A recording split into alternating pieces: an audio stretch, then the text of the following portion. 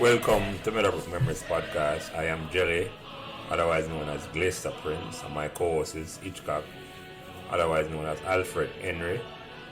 Our mission on this podcast series is to explore the stories behind the magic that was created at Meadowbrook.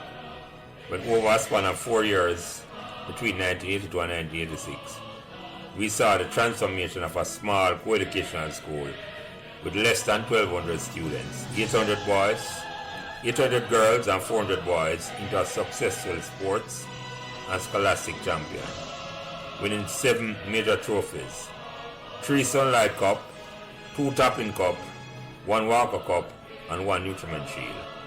And to crown these achievements, Meadowbrook also produced 2 Rhodes Scholars, Cavell Creighton in 1987 and Andrea Wright in 1989, both graduates of Meadowbrook in 1983. In this podcast series, we'll be speaking to persons, both males and female, who were actively involved in this incredible journey, along with friends and staff at Meadowbrook, which inspired the environment which created this golden era. We hope you enjoy our discussion. Please give us as much support and encouragement as you can on whatever social media platform you are listening. Welcome and thanks for joining us. All right, ready? Let's go. Ready. Today is Sunday, July 31, 2022, and welcome back to another conversation on Meadowbrook Memories. Me as usual, Jelly, our Prince, our Glacier, and by now knows any one of those names will do. Rejoining me again this week as co-host is Kevin Reese, the captain of the 1986 winning Sunlight Cup team. Also rejoining us for the first time as co-host, is the opening batch for this Meadowbrook Memories conversation, because he was the one who was brave enough to face Jelly and Hitchcock with lollipop bowling when the podcast started 6 months ago. So welcome back, Maurice Minor.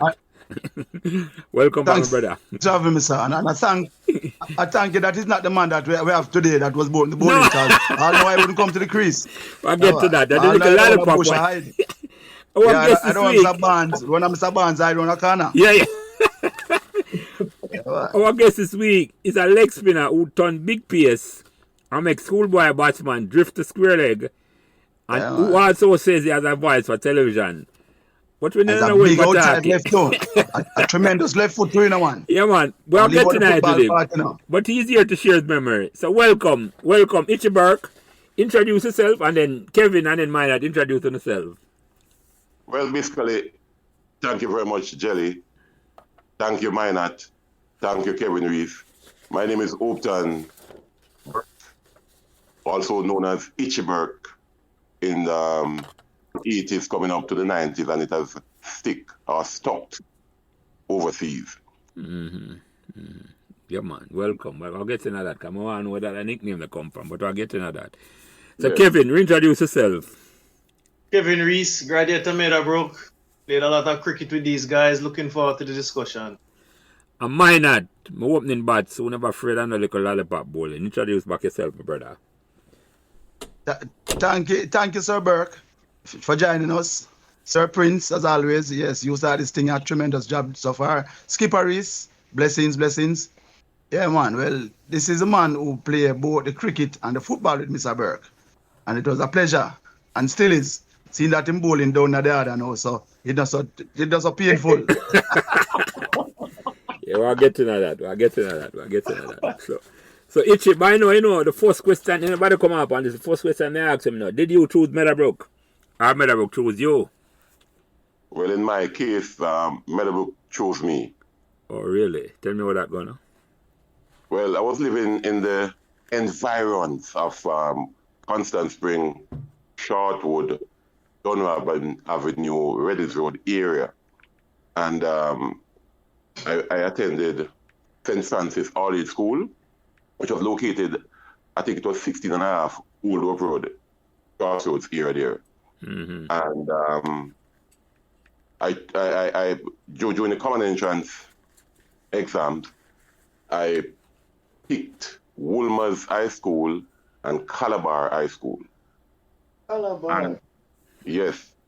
And it was a very, because this word I know is what, tenuous or tedious, yes. It was a tedious stay when common entrance came out, because I checked Woolmer's and Calabar about 13 different times looking for me. Can't find my name. I think there was another Burke in the lineup, and I check the Burke and look if it's H Burke, Hopeton Burke. I couldn't find it. And then someone called me, I think it was my mother or one of the students during the same time, and say, Hopeton, you passed the Meadowbrook, you know. I said, what you say? He said, yes, man. Check out the Meadowbrook page, man. Meadowbrook High School. You're at the top. So I went and looked, and I'm telling you, man, that was it. Mm-hmm. So you disappointed to see a Meadowbrook pass, or you just say, right, you're going to go small school. That's what the feeling you get when you realize I just glad to pass common entrance. Well, first I was glad to pass common entrance. That was the number one thing. But then, when I check out Meadowbrook now, I thought it was pure white people. But Meadowbrook. Jelly and friend them. Jelly and friend them, yeah. What year was this, Jay? 1979. 79, yeah, man. Yeah. So, and the thing is, listen to this now, the irony of the whole thing. I went to, because I was living close to Queen's High School, as I told you, Constant Spring, Shortwood area. Yeah. I always watch football over by Queen's High School in the evenings. Mm-hmm. And there was a guy there, was bigger than everybody, and he was scoring 3, 4, 5 goals I think he was 12 or 10 or 9 at the time, playing for, I think it was Queen's. Was it Queen's Prep? Yes. His name was Robert Salter. Listen to this. Robert Salter. So I saw him playing. I didn't know him. Didn't know that eventually we were going to end up in the same class. But I usually go there in the evenings because Queen's Prep had a very vibrant soccer team. Mm-hmm. Mm-hmm. And he was the one scoring the goals. And one day I just went to him and said, hey man, you score so much goal every day. And he was saying, no, I get good coaching and thing, and you know what, I just want to I think pass common entrance to go to Meadowbrook. Mm-hmm. That was the first time I was here in Meadowbrook High School, and because he was close to the whitish people there. That's a good impression there. Yeah. I thought everybody looked like him, you know what I mean? Yeah. So when I pass now, because number 38 bus usually pass Drive and Constant Spring Road towards Meadowbrook. Yeah. I did my research after. So one early morning I went out to the bus stop close to my house. Mm-hmm. I said, you know what, I'm going to check out all the Meadowbrook people them look. And I was so elated when I realized that people looking like me were also taking the bus. I tell you.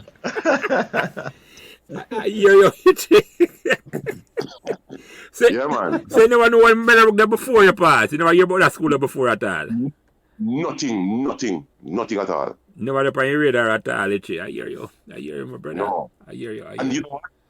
It is after passing from Meadowbrook, I learned the word, what was it now? It's what, is it unisex, when, like we have male and female, we call it when, like a high school having male and female. What? Co-ed. Yeah. Co-ed. That's good. Yes.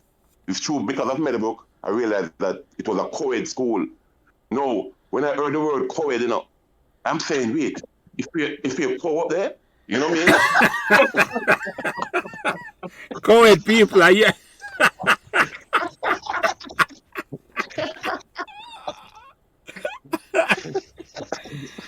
I hear you, Itchy. Yeah, man. So, yeah. So hold on, where get that nickname there from? That nickname that come before you start Meadowbrook, or when you go Meadowbrook you get the name, Itchy?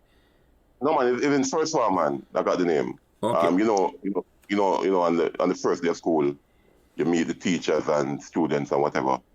And when there was a teacher, his name was Mr. Nairn. Mm. Mr. Nairn, I think it was Trevor Nairn, yeah. Yeah. He was the cleanest male at Meadowbrook High School at the time. Man, clean like whistle. Look, he almost looked like Eddie Murphy. Clean. Yeah. Yeah. And when each person were introducing themselves, like you just say Robert Salter, Devon McDonald, Michelle Sharp or whatever. When it came to me now, I said H. Burke. So he said immediately, because he was very slick enough. H. Burke. H could mean happiness, it could mean itch, it could mean itchy. And right there, that was it. That stuck, really? Yes. That was it. That gets stuck itchy, yeah. That's it, Yeah. yeah. All right. Interesting. So, when you come on Meadowbrook the first day now, and you realize I know pure coward there. So what was the impression you come on the campus the first day? Yeah, man, very, very nervous, man. When I say nervous, I mean nervous. Because I've never seen so many. Remember, I'm coming from St. Francis All-Age School. I think in those days, it was like, well, let me say, we work about this, about 22 in each class, times 6, or 29. So maybe about 180 maximum, thereabout students.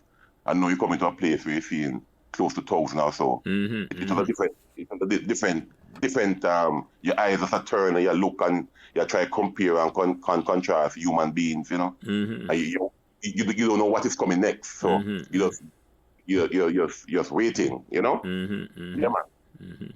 So how the campus would make you feel when you come and say, oh, the place look, the school campus itself? Yeah, man, you feel as if you know, serve a purpose in terms of education, because the place look nice and the flowers and the grass. And when you look now, my school is a little, remember, you know, I'm coming from St. Francis All-Age School, down Crossroads there. Even when you're running, you know, you run on concrete, you know. Yeah. There's not like no basketball, no netball court, you know, canteens, a little thing around, like a top shop around the river there. You know what I mean? When you come and see Meadowbrook now and you see the architecture of the place. I think that's one of the best architectural in terms of high school, because you have some brown roofing, and then the sixth forms here around it. So you have the we call it the auditorium on the right. Right, as you come in there. Yeah, Yeah, man. Yeah. You know what I mean? And when you walk around, you see the stairs them for go around, so, and then they have an home meet around the corner there. One like area. Yeah, man, that's nice. And then when you see even top seal. No, with me now, when I saw top seal, you know, I said, yes, man, this look good, because I love football from them time. Then I don't really play cricket at all the school. It's just football and yeah. and running. That's it. So I said top field. Now we say yes, man. We have a nice little thing, you know. Yeah. Not knowing nothing about bottom field. You know what I mean? Yeah. Well, I'll get to that now. When you go to the bottom field and you say, right, I hit this. Yes. So when you come up on the campus, what's some of the friends we meet the first week, first term? You remember when you just the first week or term you come on Meadowbrook? All right. You're a morning shift at Itchy? Huh? You're what, 1H1, so you're a morning shift, no sir? 1H, no man, 1S. 1S1? 1S1, yeah. So you're a morning shift? Morning shift, yes. Okay, we were evening shift, yeah. Yeah. All right. So I never think, Yeah, minor, yeah. Persons that I can remember right now at my age is the first person I can recall was Robert Salter, and I'm going to tell you the reason why. Same reason I saw him at Queens High School playing, and now when I come and see this man here, because this man was like a man in first form, you know. Big. Mustache. Thick mustache. Man, beard up, you know. Yeah. And he was sitting right beside me, and I look at him, and he look at me and start smile, same time. You know what I mean? So it was Robert Salter, one guy named Donovan McDonald, Delroy Jackson, Dino, yeah. Deli and Dino. Rest him soul. Yeah, yes. And Flash. the girls know there was Michelle Darien and her sister. Michelle Darien, and she had a twin sister.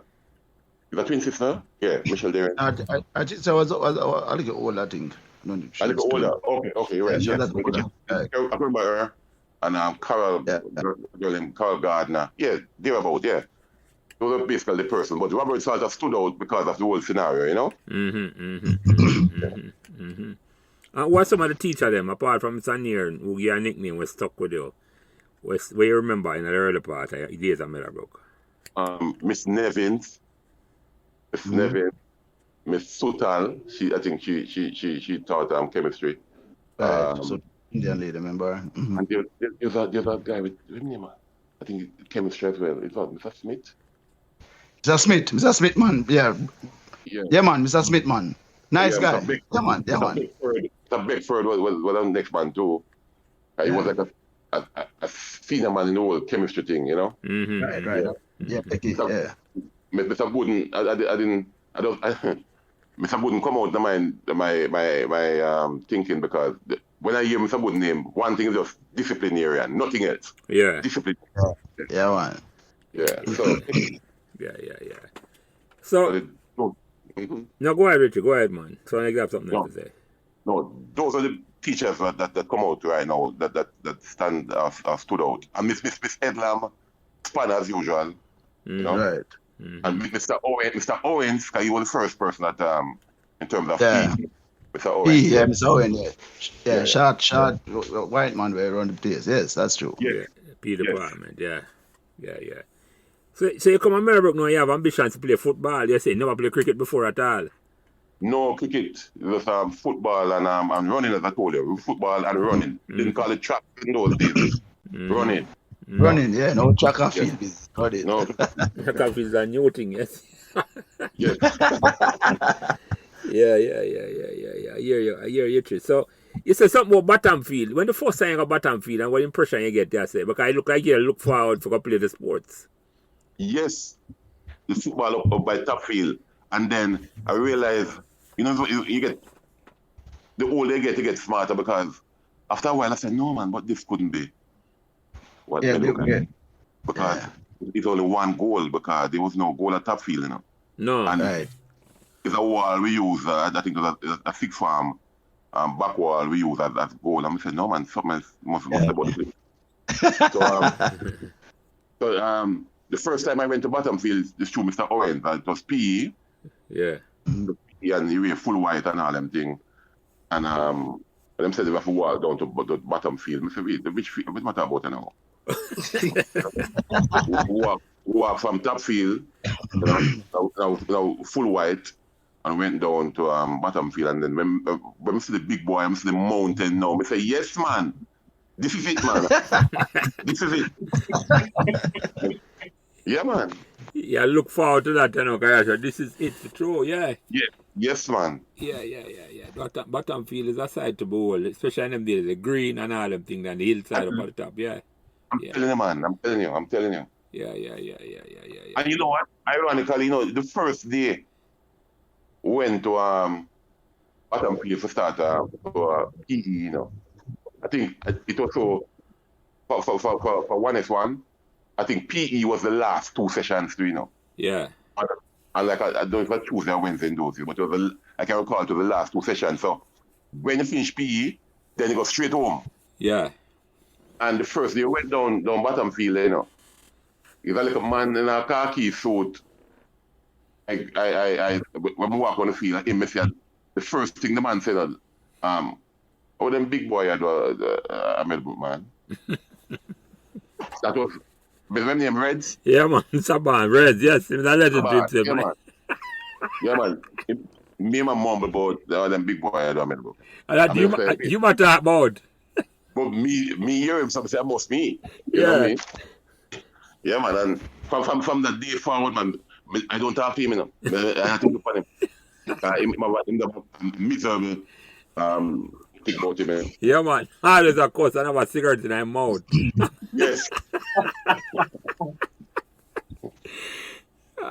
Yeah, man. Rez was a land to himself down there, some man. Like a film plantation that done a Bottomfield, man. You couldn't say nothing to him at all.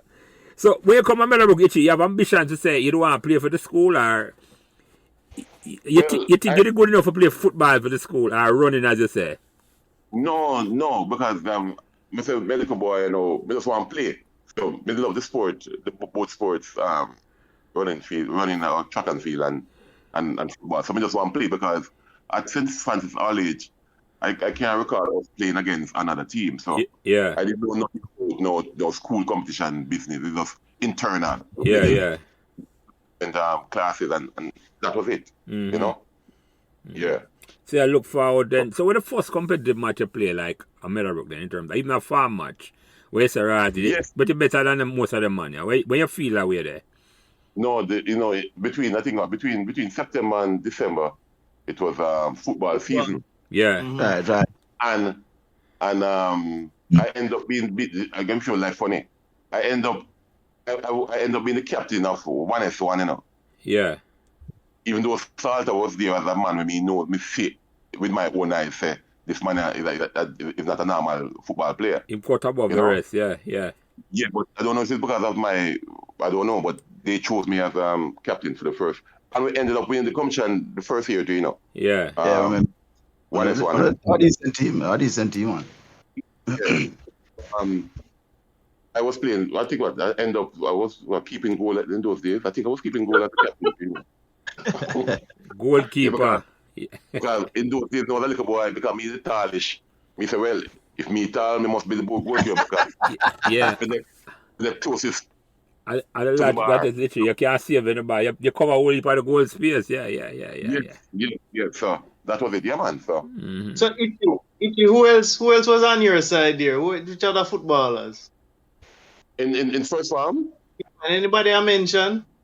No, nobody, because the only sort I can think about was really myself, you know, we in the class as classmates, yes, but Salter was the man who stood out. Who else was in my Devon Daily? No man, the man they just they were ordinary compared to the Salter, yeah. Yes, and how me get through because the tall, so maybe I mean so we just get through like after Salter it would be me then. Yeah. You could have brushed a man aside with the sides, yeah. Yes.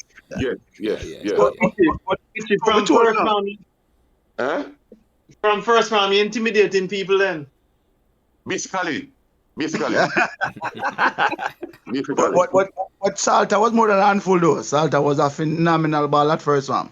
No, Him just that's the end up all of watch because I say no that you are never normal. So yeah man, him take you out man in the sublime man. Him never play Money Cup.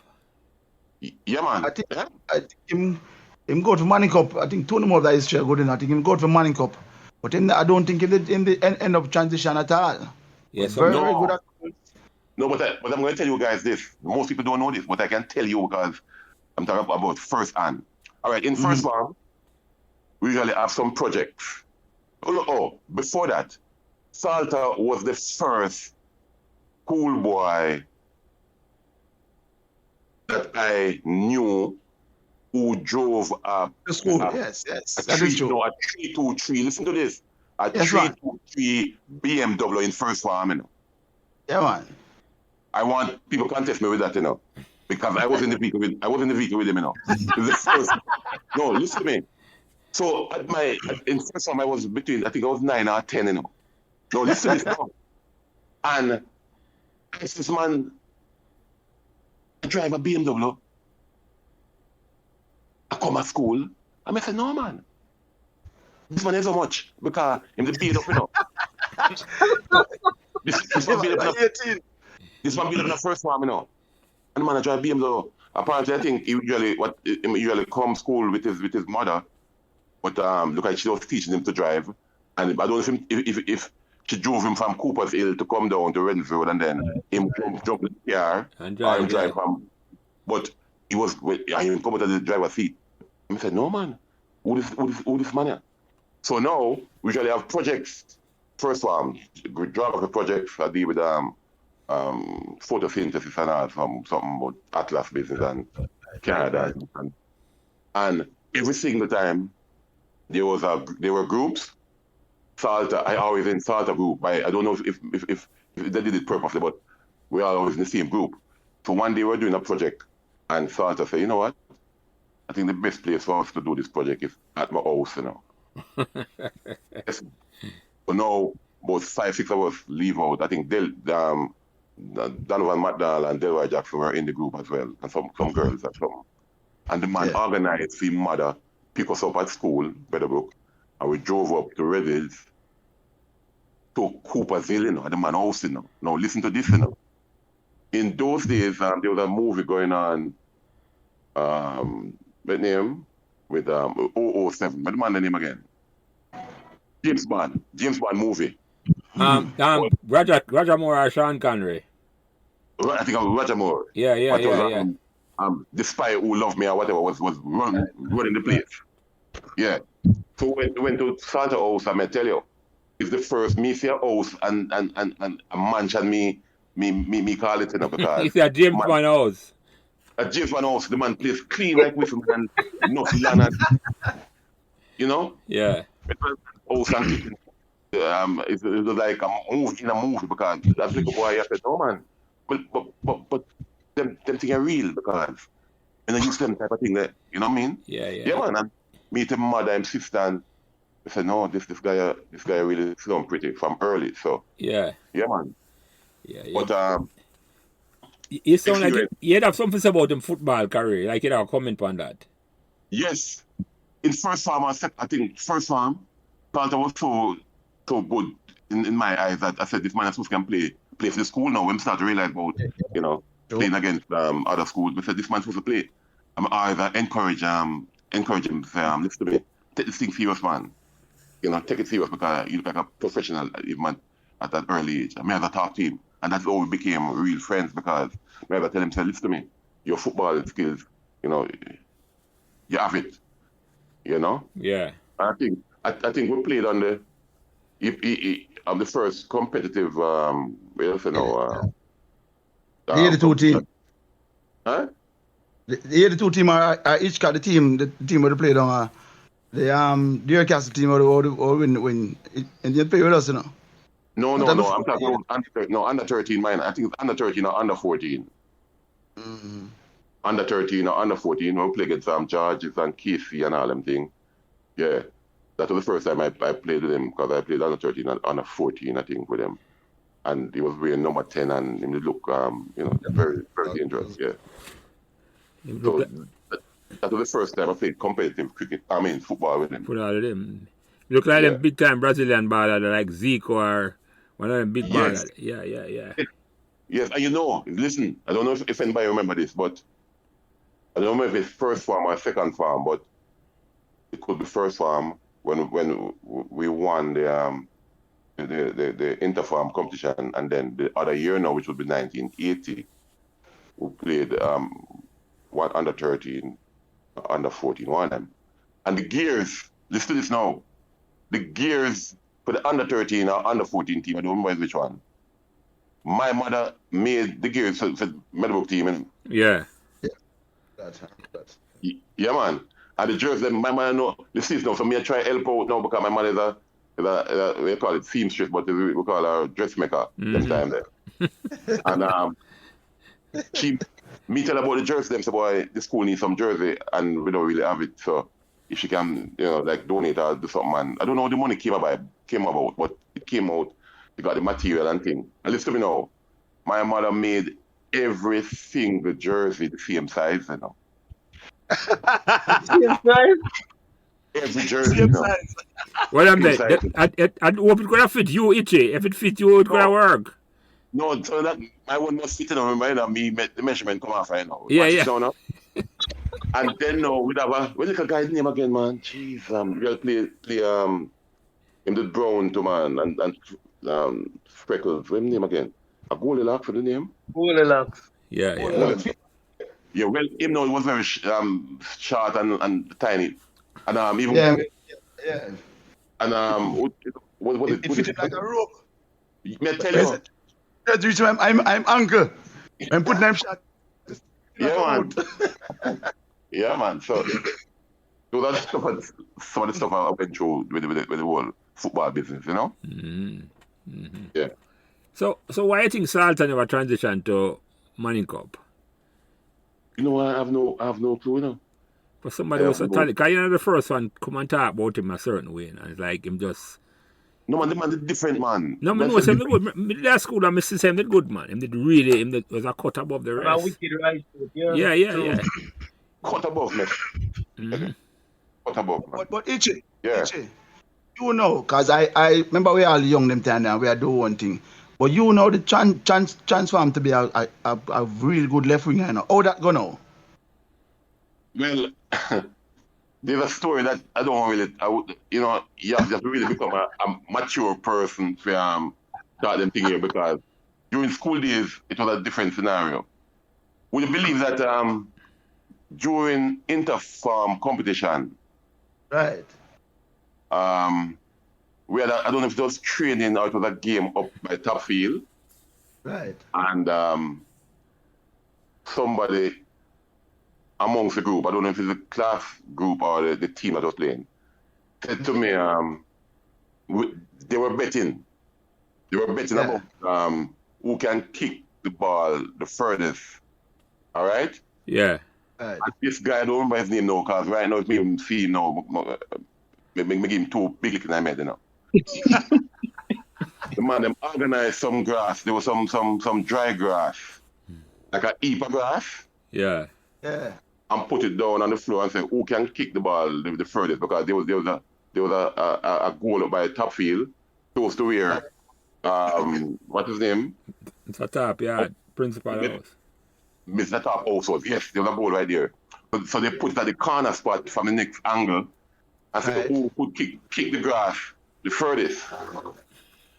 So me, say I'll go first. And gentlemen, I went and I kicked that grass, thinking it was grass, you know. And the man put a rock underneath the grass. Listen to this, I don't know his name, man. And with every force and everything, I kick it, you know. No grass, no moving, man. Yeah. So it was like, I did rock me, kick with my left foot, you know. Yeah. And the vice said, no, man, something wrong. I'm going to drop a ball and thing, and I thought my foot mashed up and all. But there was some pain for about two to 3 days. And then the foot really come back. But I couldn't walk for about 2 days. So you're naturally a left-footed player, Itchy? Well, from that day, because after me kick the rock and me realize my foot still good. I said, no, man. Me have kick. Your right foot is just a balance. No, but hold on. So you kick the rock, then why never kick the rock with the stronger foot, to your right foot? Why kick the rock with your left foot? No, because the goal, how the goal was set up, we're at the corner close to the classroom. I got you. So I got you. Yeah. I was basically trying to kick the grass to try score with the grass in the goal. I follow you. Yeah. Not knowing it's a rock you put tonight, yeah. And the coming in the rock. Yeah. Left foot will be a strategic one to use, yeah. Yes. Yeah. So that highlight the strength of the left foot. I never know that. Because so mine say become a strong. So how that work, you know, when you become such a good left winger, admire that, I say. Bad man.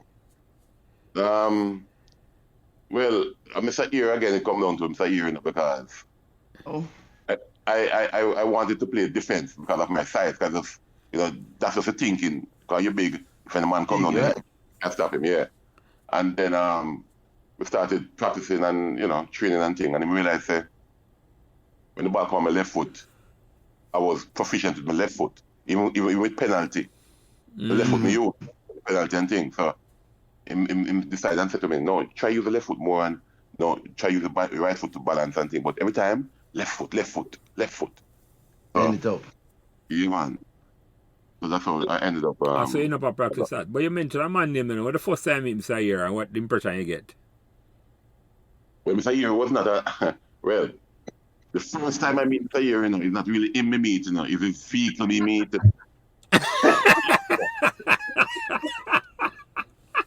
Them feet to me. Because it was well. I think I went to him. I think the reason why him didn't really like me a certain way, in my estimation, is I think the first day I saw him, I asked him if he was an art teacher, based on him vehicle,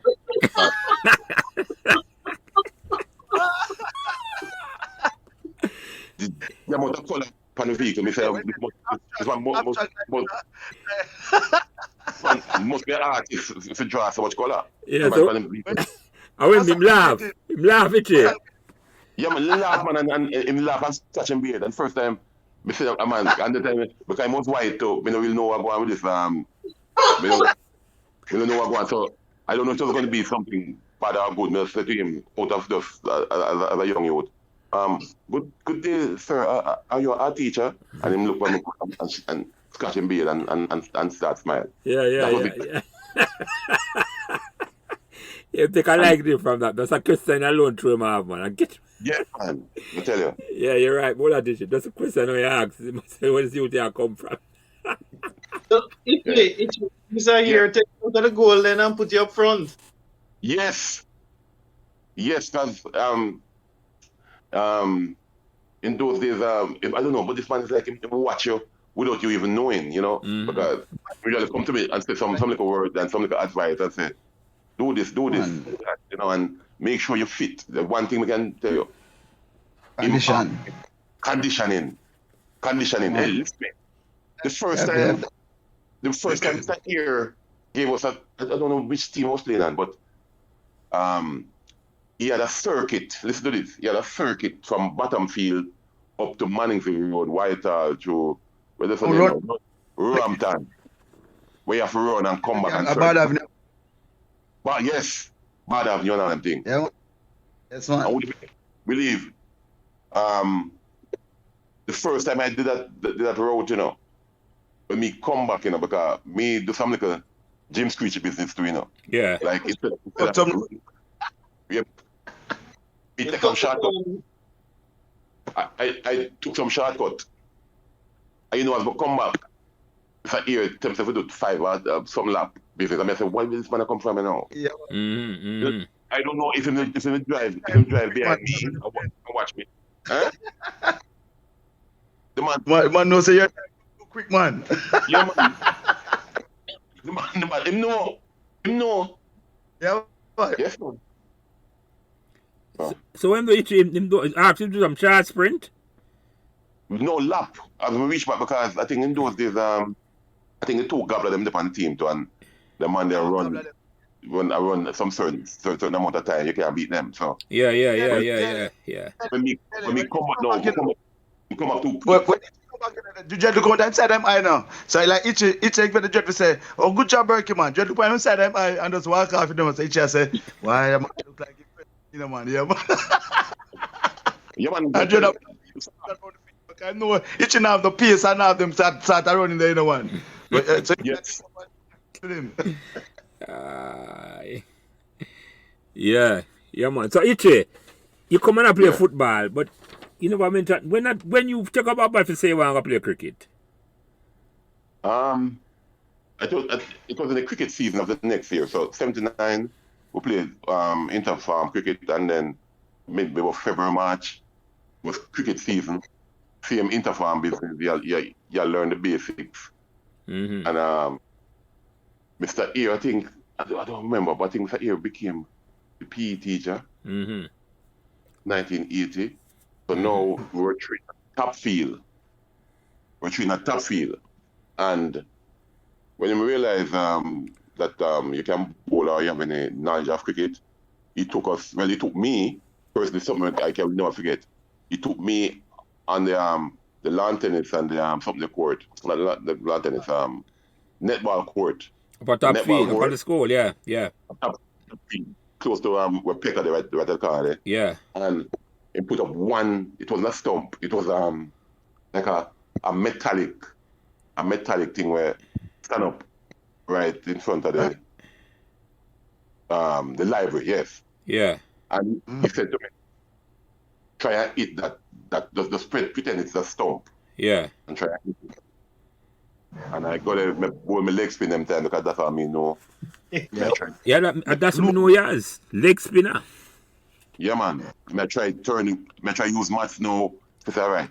If I can bowl the ball outside the half stump, yeah, and bowl half spin and turn it in. Yeah. That means if I have to bowl leg spin, I have to bowl the ball outside of the leg stump and make it turn in. Forgot it. Yeah. I've a little youth, because some of work it out with maths I use now, you know. Yeah. Me try with the leg spin, man. Me turn the car for both leg spin and turn it back in, you know, in a knife, you know. No. And me try, and it'll go over the stump, it'll go to the left, to the right. Now work. And then one day, I think after about 10-20 minutes, him changed the ball and him give it was a leather ball. I was trained with bowling, trying to bowl leg spin. And then him give me a compress ball now. And say, all right, just try change your marker. And this was now going close to spanner office now. Try change your marker and just try run a bit further. Just try it. We take about 6 or 10 steps and mark it. You know, you can learn marker. We start run and start pull towards the metallic stop. Yeah. But guess what now? The library was behind the stumps. With glass, you know. Yeah, I know your dog. I know exactly where your target. And I bowl. I remember the compress, and I bowl one ball, you know, and it chilled on me one door to the left, you know. To the stairs, you know. But Hitchy, a ball bouncer from them time? No, because I run fast, I'm a ball ball, I know medal. Yeah. I have no clue medal, you know. And this time, you know, second for Hitchy. About that, no, I think it was him first one, but the next year was 8. Okay, I got it. Yeah. So no, sir, him come and said, all right, listen, let's change the thing. So like here, go up there and take up the stump and put it now in line with the netball court. Yeah. Must come from the next direction. So that's how I started. Yeah, man. Yeah. So that's your ball pace from first farm. They never know that. Nothing said. Well, we don't know about pace sometimes, but my ball fast. God, I run so fast. So you run up fast for ball. You don't know about no pace. You know about pace sometimes then. Yeah. And then most time now we doing PE now. Him take me aside and tell me something about cricket and this, man. Understand the game and this and that. I'm going to say, yes, man. I pure yes, me just say, no, not at all. Yes, me and then, you know, the game start come now where I started getting interested in the game and I start watch man like you, Jelly. Yeah. Man like you and the rest of guys, you know, our seniors. And then there was a guy now with the name Alan Blackwood. Yeah. He was like a bully man, you know, like my buddy from in Meadowbrook, you know. Yeah. Yes, man. And me and became friends. After a while, it was a senior man, and then now, Byron now, me and Byron usually 36 together. And Byron usually was a short wood, and I live right down the road there, down Queens, you know. Yeah.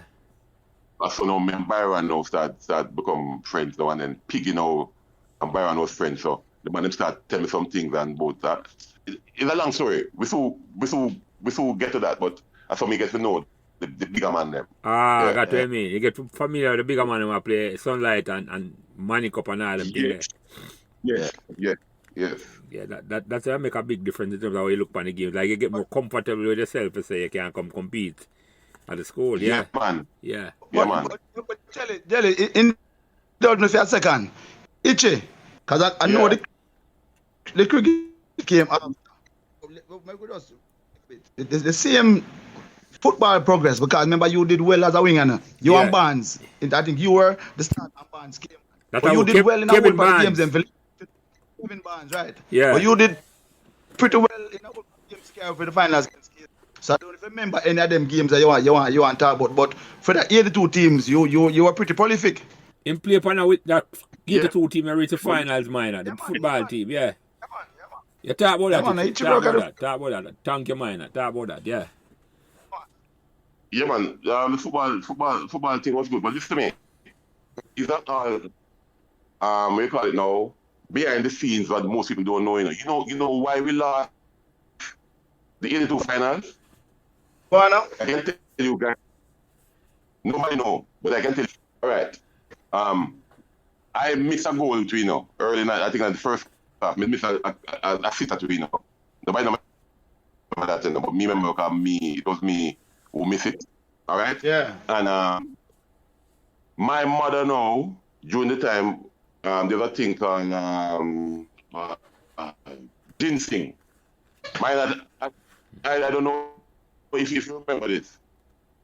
There was a thing called ginseng that we found out that it was very Yeah, man. Ginseng. Yeah, man. Yeah, man. it was very potent in making certain drinks, and my mother made some ginseng juice and me carry it to school and give every single player for drink today, you know. And it's like the ginseng did just germinate in a way, you know. Eh? Yeah. So you're going to lose it, eh? No. Well, this is what, because me did bring the drink. Two more than happy, you know. Go on, man. And look Listen it. to me. I don't know if man remember this, but me can tell you guys, because me did bring the drinks from one big old summer drink, and one thermos. Everybody love it because you just get a little sip in it. It was like a big drink. You get a little sip. Because me know what studied. I was studying how to win the game. Some say to get more strength and something, and ginseng good. That means we can keep the ball harder, fast, everything. Me give everybody a little touch of that ginseng juice. But nobody don't remember that. But one time, you know, I think Buffy go for a ball. Buffy go for a ball in the air, and when they go in the air, they reach the air yet, you know, when the ball come across. And I said, no, man. I feel like ginseng will work, you know. Where's him? Couldn't jump with you. Couldn't jump. And the ball when me get, the ball will come to me across to the winger. And the winger come across, and make a goal. When I kick the ball, I don't touch the corner, not even touch the ball. I'm saying, no, man. This ginseng a wicked, man. But I didn't mention anything. I'm also guilty of my own planche. So when we lose 1-0, man, the whole time it's like, here, the man matter about this and that. Me guilty in my heart, and no, man, it's a me cause it's And a ginseng leg. Yes, man. But in terms of the football still, we play some good football in those days. You know, we had a team that really gelled together. Like the man, it was like a family. It was like a family, and we work as a team, and it was different. Our midfield was really.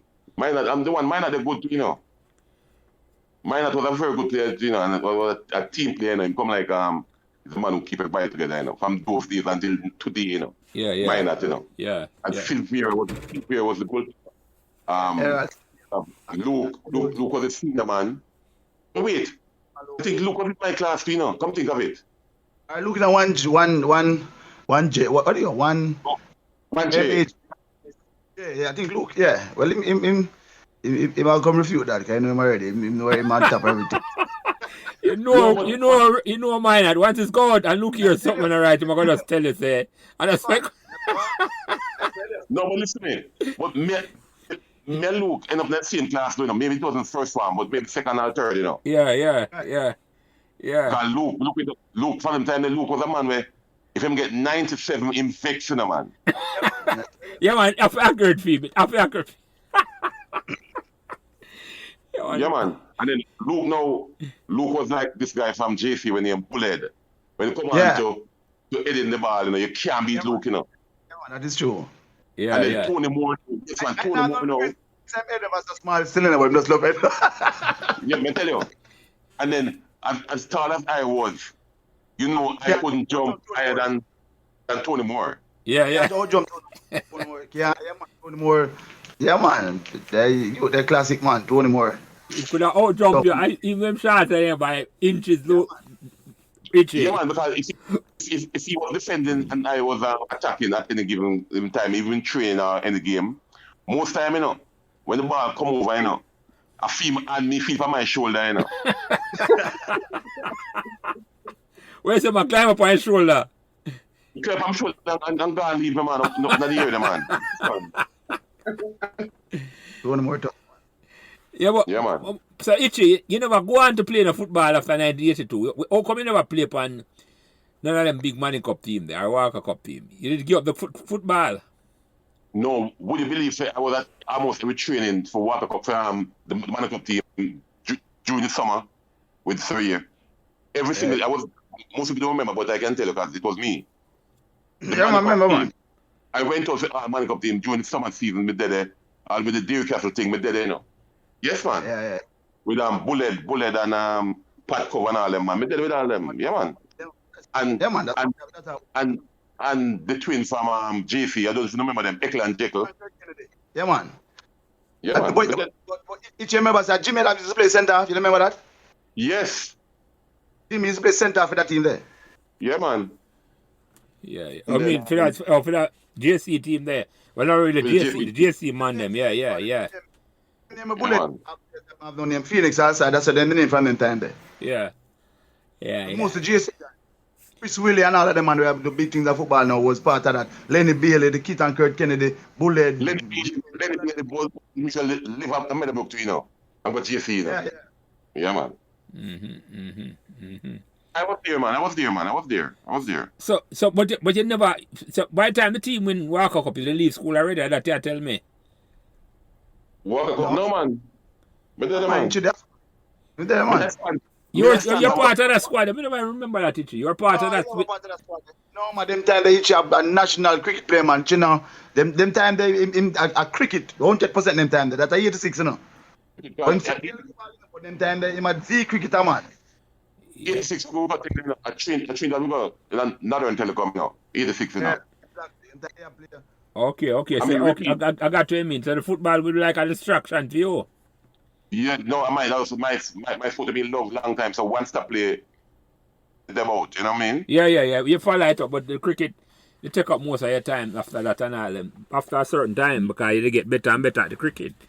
I hear you. But I'm glad mine had to ask a question about the 82 thing though, because you're an active member of them team there. So, in fairness, which sport you think you're better at that age? It never close. Well, no, as a big man, I would say cricket, but I love the football. Yeah, I hear you. Well, it's 82. So 82 was, I would be how much now? 79, 4, that over. About 14, 15. Yeah, man. I would say football still. Football, in my head. You have a big ratty team like you and Blackwood and Dirk, them and some other man, you know. Play old football, you know, man. Richie Lodge, a whole football on the drop, you know. A true man. Big right side of that, man. A true thing, man. Yeah. Hitchy, any memorable goal you remember? Huh? Any memorable goal you score you remember? Win any match? Well, it was a goal, I think it was, we played against, we didn't win still. I think we played against JC, up by JC. I'm score a header. No more, they make a goal then. Yeah, we score a header. But you know what? We end up losing the match because of our own goal, you know. Yeah. Meadowbrook, versus JC with the same Pat Cover man them and Bullet man them, you know. I think we lose. I think it was 3-2 or 2-1 or so, but we end up scoring our own goal, and that's how we lost the game. But I think I just scored a header up there, and it was a good header too. So yeah. But let me ask you something about it. I'm glad over that thing. I see I'm with Piggy and Byron and them on there, and when we won Sunlight for the first time in 1982, were you at the match? I know that make you feel. 82? Yeah, the first time I ever win a big trophy. I mean, if I was at the match? Yes. It was in the squad, man. Listen to me. Squad. Listen, wait. Jelly, I want you to say something because you're going to ask me if I was at the match. You must have been at the squad. I'm going to tell you to stand up, you know. Stand up outside, you know. Itchy, forgive me. Forgive me, Itchy. You were part of the squad, Gerard. Hold on. But Jelly, I buy some liquor for that to book up again, man. Yeah. Serious. Jelly, I mean, stand beside you, but packing your foot number. We don't want no. You're right now. Because I said this big man. Jelly, yeah. Are you intimidated by the bowling now? You don't see that? Eh? You come at the crease and you get intimidated by the bowling. I don't know why we forget that, Itchy, because you know why? Yeah. I can't explain that, Itchy, because because you're there talking, you know, I say, but Itchy, a little boy, but me no really sit up on the squad, you know. Definitely up on the squad. But a little boy true, yes? But yes, sir, little boy, but you taller than me at that time, the Itchy. Yes. You taller than me at that time, the Itchy. Jelly. Yes, sir. Jelly, I don't talk about that, you know. The first time me see you do, you know, I practice batting and bowling, you know. Me, I said to myself, say, if I saw me, I could beat up when me reach 6 farm or 5 farm. Because you were like a big, you were like a father them time. So, I don't know if you remember, sir, you don't remember because you used to do it arbitrarily, but me, as a little youth now, when you all said to me, say, go square leg or fire leg or leg flip and something, you know, I usually run fast like I'm straight at you. No, Jelly, that is very, very true. We as youngsters them time there. Listen, we used to listen Piggy Muster. We used to listen Byron the Muster and Dougie Laugman was a cracker. But you say anytime you talk I say nothing, yeah yes. Man, next to the dread. Man a rap man. Man just listen. Now man a real thing you talk. Cause me was never outside in but me was a junior, you know, so me was a monk soon in the man. When you talk man. Remember I said dread esteemed in the man. So it translates to you man. Yeah. So Jelly. And you know when Jelly countenance change like him and let me go upset you up here ignore when all the feel and them thing in the man. What? No man. Them time you skipper. You're a real skipper man. Come yes, respect man. I tell you. Yes man. Me never know that is living. You know the first man living but we are that I never know that at all mine and Itchy. So Kevin, you there? Is that true when I'm talk about? I never make that up. No man, not true man. We as juniors and stuff. When we come, it's like big man we play against us. Anything you say, we do it. Yeah. You tell us to jump, we say how high. Yeah. Yeah man. But so ordained because of how the dread deal with you. Remember me tell you that you know? Yeah, that's we just come to tell you Jelly, you know. Yeah. But is when you call you just whisper to you know man. And we want everybody want you to tell you know man. Lord of the Rings like something like Sherlock Holmes in the man. You know that's a Jelly and that's a whispering to me ears and all. Thank you. And you see yourself point and some man say shift for boundary I said, yo the man just all right. You say, move on for the field. You're gonna your yard. Jelly, in fairness, the respect was there. You know, we had great respect for you guys. Yeah. I know not respect for the team, but they say I am overawed for things. Say when they look at me as certain, but maybe because I'm a beard and all of it, come here and try to treat everybody fairly and competitive. I was competitive. But me know that I was never the best cricketer, but guess what? I'm gonna try harder than everybody else. I'm gonna compete. But you bring a game every day. Yeah, exactly. Every day. Exactly. And maybe that understand I said, boy, this man here, him gonna try hard, you know. So me have to try hard like him, you know. So yeah. The man the point that says square leg man. What a sprint man. Yes man. You know why I just say that? That's why when I called Itchy the other day, the first question Itchy asked me, when want me, where I'm supposed to feel? No, I get the question what Itchy asked me, I said, Skipper, where want me to feel? I said, leg slip. All right, so Itchy, let me rephrase the question. Because I don't want to drink for that question. Itchy, you were part of the squad, but we were in 1982, right? At what point during that season that you think say we could have win this thing? That season? Yeah. From I started training with the team, I meet some man like you and Piggy and Byron and this guy. There was a guy there too. His name Richard Green. Green from Barbican. Green. Oh, Green, Leon Green. Yeah, Leighton Green, yeah. And they are Jamaica last week, you know. Then they're about to play ball, you know. We went to something together, you know. Same St. Francis Valley School together. Oh, you and with St. Francis together. Okay, yeah. I knew him from then. But yeah, man, from the initial stages, man, just because Mark, I don't know if you guys know this, but I was one of the only players who play under 13, under 14, Colts, and Sunlight in the same year, you know. Not in 1982. Yeah, that same year, 82 there. So you were the youngest player on the team, Itchy? Youngest man. Yes. And I played games too. And like I said, I was on the team for the records. I was playing games. Yeah, man, you get game, man. That's how the dread do, man. Everybody I get a game, man. Yeah. Man, and the final, I didn't play the final. John Dredd come to me and say, your man tell me your turn will come, you know. That didn't tell me them. Your turn will come.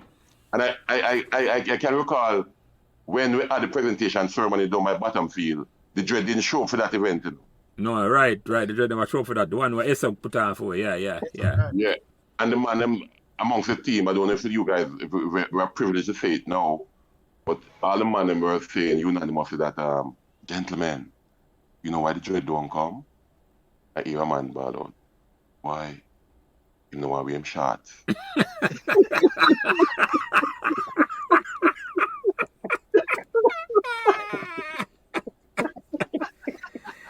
It was an upscale event and you have to wear some suiting or some certain type of dressing. And the man them say the most true that man. Most of them put on a sweat button, you know, put on the pants. Yeah, man. Yeah. Believe it, man. I'm most of the dress up in a white shirt or something like that. Yeah. So that me tell them, me tell them right down the corner, the man. Yeah. So Jelly. Yeah. I want to reiterate, if that is a word right now, for a little moment.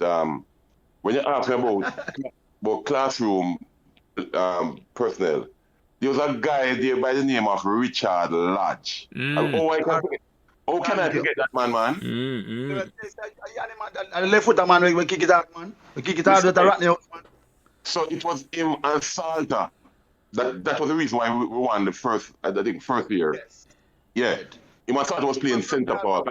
Them time there, 4-2-4 them time there. So 20 all in the same class. Yes. Yeah. And then Ratney to each other.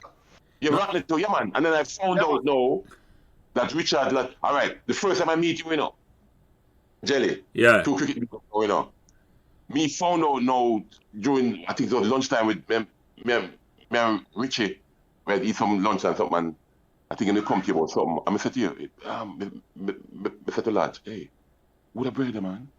And him said, cousin. I'm a cousin, you know. I said, wait a second, man. I said, yes, man, I'm a cousin, that man. So, as somebody knows to know, your Richie lad was cousin for him time there. I mean, you know, I said, nah, but wait, the man must have enough money because all them brown, you know. Keep on right, if you never stand up on the right, you're good to go. Yes, man.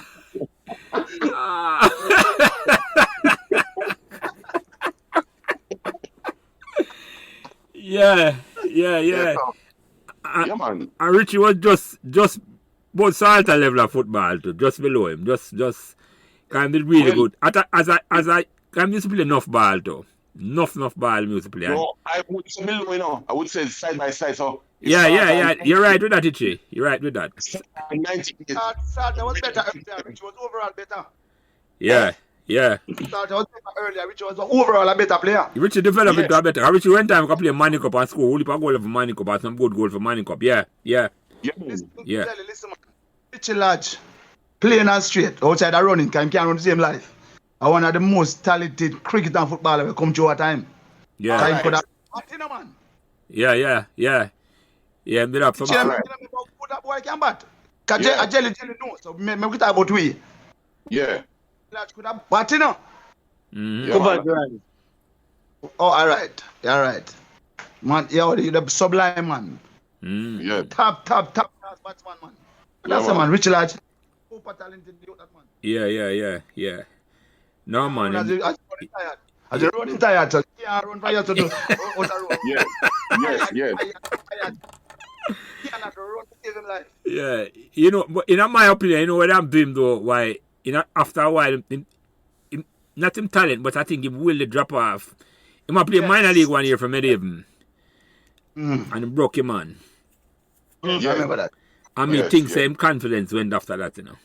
Yeah. Because I was fearless before that, you know, when I take on anything and go through anything. Yeah, man.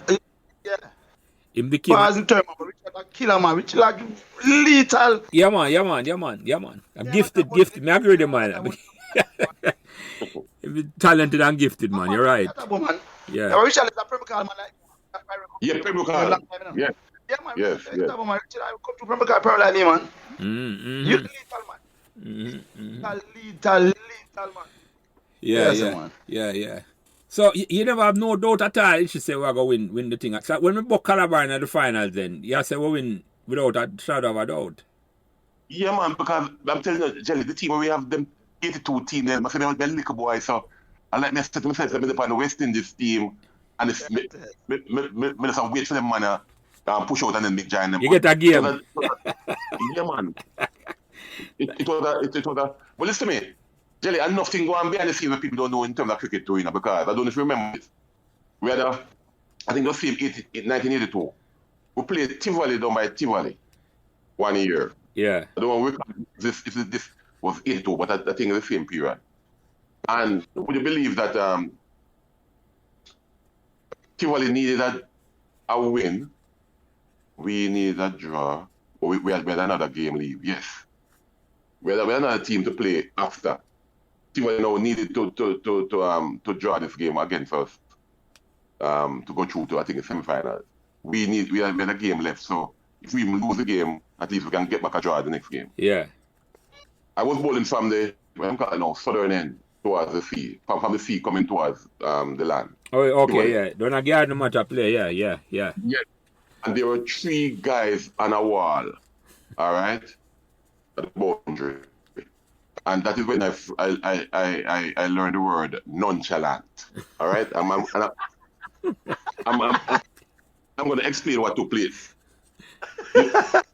There was an umpire by the name of Hopeton, we know a long time. Yeah. We got to drink beer Hopeton, him love rum, and his name was Hopeton too. And I was bowling from East End. I bowled 2 balls, I think, in the first over, and when the wicketkeeper caught the ball, the guy on the wall said to dear player, you want the man them enough. Like I call him, like I said, John Tom, you're too nonchalant. Listen now. Yeah. 2 balls board now. And I end up getting about 2 wickets the evening. At first spell. And the second spell now, after lunch and something now, one of the guys come on the field, and him come, nobody don't know this, And that is, I've never spoken this before. And one of the guys come to me, and said to me, hey, youth, hear what happened now. You see the arse stump, ball outside. You see the leg stump, ball outside. Don't take no more wicket. Yes, huh? Come on the field, come push for that THA. Yes. Whenever I think about this and I warm up and I think that ball and I warm up and eat food, them come to me privately. I've never spoken this before. And where's the Truth and Right Commission? yes, man. The guy go up on the wall. I say when we get the second spell for ball now, and we get the ball, hear the bird up on the wall. Bowler, just bowl to them nonchalant. Yes, sir.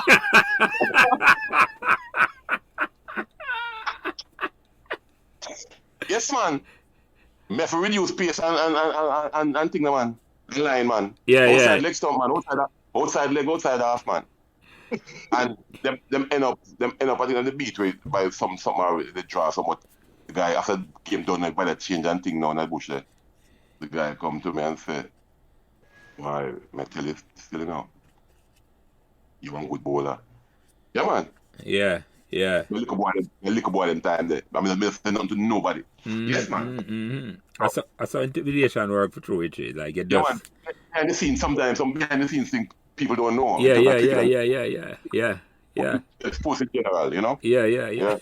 Also, you know that we play a state 1 year in something and you know said Doctor Smiling Cup. Dr. Bennett come to me now. Yeah, man. Yeah, man. Him come to me and say but we went. I met him somewhere before some cricket thing. I think we're at camp or somewhere we could play. And him said, why am I leave Meadowbrook and come live down the States there now? Yeah, man. So give me to him now, all right? If you want to come down there now, Me have another 12 players I can carry with me. You know.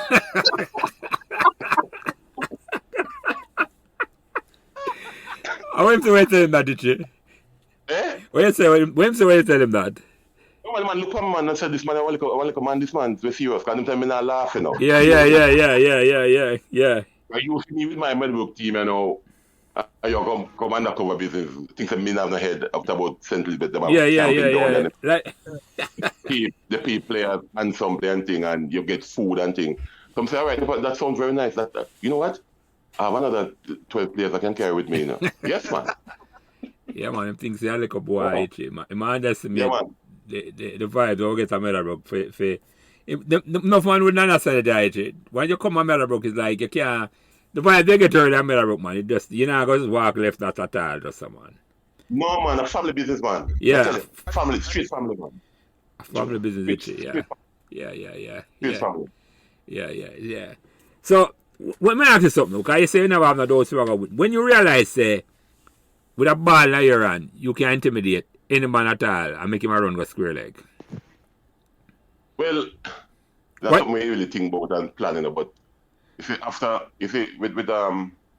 With training, proper training and guidance and when you have we call it now, a team that is really a team, not just players. Mm-hmm. When you have a team, that's a team where when you lose, you lose together. When you win, you win together. Yeah. And you congratulate each other, and you know what I mean. You go through everything together like a real family. It's not difficult because with me, you know, me don't really plan to be intimidating in terms of bowling a ball. It's just that while understanding the game, you realize that there are certain strategies that can make it easier for you to get a batsman out. Mm-hmm. Basically, you know what I mean? If you can bowl a ball, and even though you might not try to execute a bouncer, but just based on pure pace or the pitch or the condition, the ball go over the batsman's shoulder. Mm-hmm. And you see him look at you. And you run go down now, and you end up right in front of him. I don't look on him. I look at him and give a steam. Size and personality coming at each. Yeah. And you have the size already, and the personality, you look at some old teeth and some old Just then the short. Just then. I say you look like Big Joel Garner. Yes. You know, when him say go back down the road there and turn around. You might think yes. Yeah man. You use all these strategies and yeah man. Yeah. And yeah. Some some nonchalant tactics. Nonchalant tactics, man. Well, listen to me. You know, listen to this. You know that when I was playing youth cricket in I think it was 86, for Jamaica against Trinidad now. Well, yeah, the Lara era. That's fine. Yes, listen to me. Queen's Park Oval, you know. Most people don't know this. You know that. So it was I think 7 players from states on the team or whatever. With me, had Sperry, Dixon, and some other man. Most of them are St. Elizabeth man. And you know, so the first or second game, me and Dico, it was me and Dico? And Watson. Cause what they did, you know, it was me, Dico, and Watson as the pace bowlers, you know. Mm-hmm. So the interchange us, you know. But you know, Dico, him have to play, so whenever Watson play, me no play. When me play, Watson no play. And again, yeah, man. Against so regardless of talent or if on the day before you bowl well, you know, it no matter. Mm-hmm. Dixon have to play. Yeah. That's a politics, but it's all right. We don't wish to say it. But when Lara comes to the crease, you know, remember now, me a little man in my head say, boy, this big dog at the net, but even though he looks a little bit, this man can lick it for 6 any time, you know. The first the best 2 overs me ever bowled in my life, and enough people don't know this, you know. It's against Lara, you know. Mm. I get him twice in my over. Listen to this. Queen's Park Oval, never forget. Can I come to me and say, no man, this is Can I the man in a swear and thing, the man use a Guyanese language there and said to me, no man, this is not right. Adams come to me, one of them come to me. The man dead. I bowled 2 balls to him, you know. Coming straight one, you know. In front, you know. I bowled the second ball over, you know. I'm run like thief now, but I'm saying, well, if you're going to make your name now, you know, this is the man. Exactly. Cause that time him have a name already. Him have him name long time. Young prodigy. Yeah. I tell you, umpire, you know, when go and look and lick him in front, you know, and him look at me, you know, a piece beat him, you know. Yeah. The man look at me, you know, and walk towards square leg, you know. And the umpire said, not out. I mean, ask him 3 times. He said, oh, is that? How is he? How is he? 3 times. And umpire said, not out. I'm going to go back and Dixon, I think Adams, Adams was the captain at the time, Adams, or Dixon, one of them. And I come to him and said, Hitchy Burke, just take it easy. I said, no, sir, we not take it easy, you know. This man is a big dog, and this man take it He must be a big dog, yeah. No, this man a big dog, me not take it, we mean easy. So I'm going to go back and, him give me like a square boy on the river there and go for 4. I'm going to come back his next ball. I'm going to lick him in front again, watch this now, lick him in front again. And this time, no, him couldn't come out of the way. Him stop and look at me like he want to walk, you know. Umpire said, not out. And gentlemen, it was on tape. It was on the Trinidad and Tobago station for about a month. I start beat the pitch, you know. So I lick him and I start beat the pitch with me hand in about 6 times, you know. Yeah. And other people come down, man, and say, no, man, this man is serious. We get wicked, man. Can plumb in front. Dead. Dead in front. Plumb. Dead in front second time, you know, and the man said not out. So what no? You say at the end of the evening, end of the day, when them have the roundup with the like I say TVJ or them TV station. Yeah. All them talk about was the game. Them show it about 4 million times on the radio, on TV, you know. with me, I beat them now. Show say him out, you know. Them a show. Right. I repeat it with me. I beat the pitch. And say I was very indisciplined, you know. Yeah. I got you, Itchy. I got you. Actually, that man is not sure that you're crazy. I print same time then, man. Still is. No, me tell you, man. And you know who come to me after the game? Ian Bishop, you know. Ian Bishop, them time they can in the dangerous screen, you know. Mm-hmm. Yeah, man. Him come to me and say, no, man, you're very promising, man. Yes, man. And then we end up. Well, we can talk about that. But Perry was my roommate in Trinidad still, and a guy named Wedderburn. I think it was Wedderburn. Yeah. But Perry was my best friend in the U team. Yeah. Perry, yeah. Wedderburn from Clarendon. I died. I'm the diaries. You mean Dennis? Kendrick Dennis? Yeah. Dead Bird. Yeah, Dead Bird. Yeah, Kendrick Dennis. Yeah, Dead Bird. Yeah, Dead Bird. Yeah. That time name or nickname that? Nickname. Yeah. Nickname. Yeah. Dennis. Yeah. So Itchy, that incident them use that incident for keep you out of the cricket for go forward then. Yes, and then no, I only played. It was a 5-match series. 5 matches. Yeah. When Hooper met the 176, not out. Listen to me. So out of the 5 games I played, I think 2. Watson played 3 because you know, say Dixon went to KC, Watson went to KC, Hopeton Burke by himself went to Meadowbrook, you know. So me never have no backative in terms of voice, no time at all, you know. Just can I did like me a little bit because can I show him some things and tell me about him on history in my bat. And he was the one. Can I got we had a session at Lucas 1 year. The same I think it's and Michael Olin came, you know, and showed me some strategies in terms of bowling. Or you bowl or your left arm. You put the left arm up and look through the door. That's them call your left hand.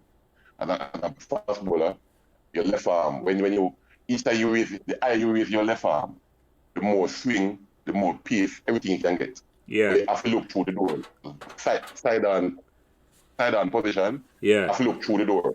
But most bowlers have them hand up in the air, but they're looking beneath the door instead of across the door. So those are some of the steps, some of the advice and training I got from Michael Odin. It was about 20 minutes, but it helped well because when I went to camp, the 1 week or 2 weeks we were there, is advice I use right through the camp, you know. So I got some good training.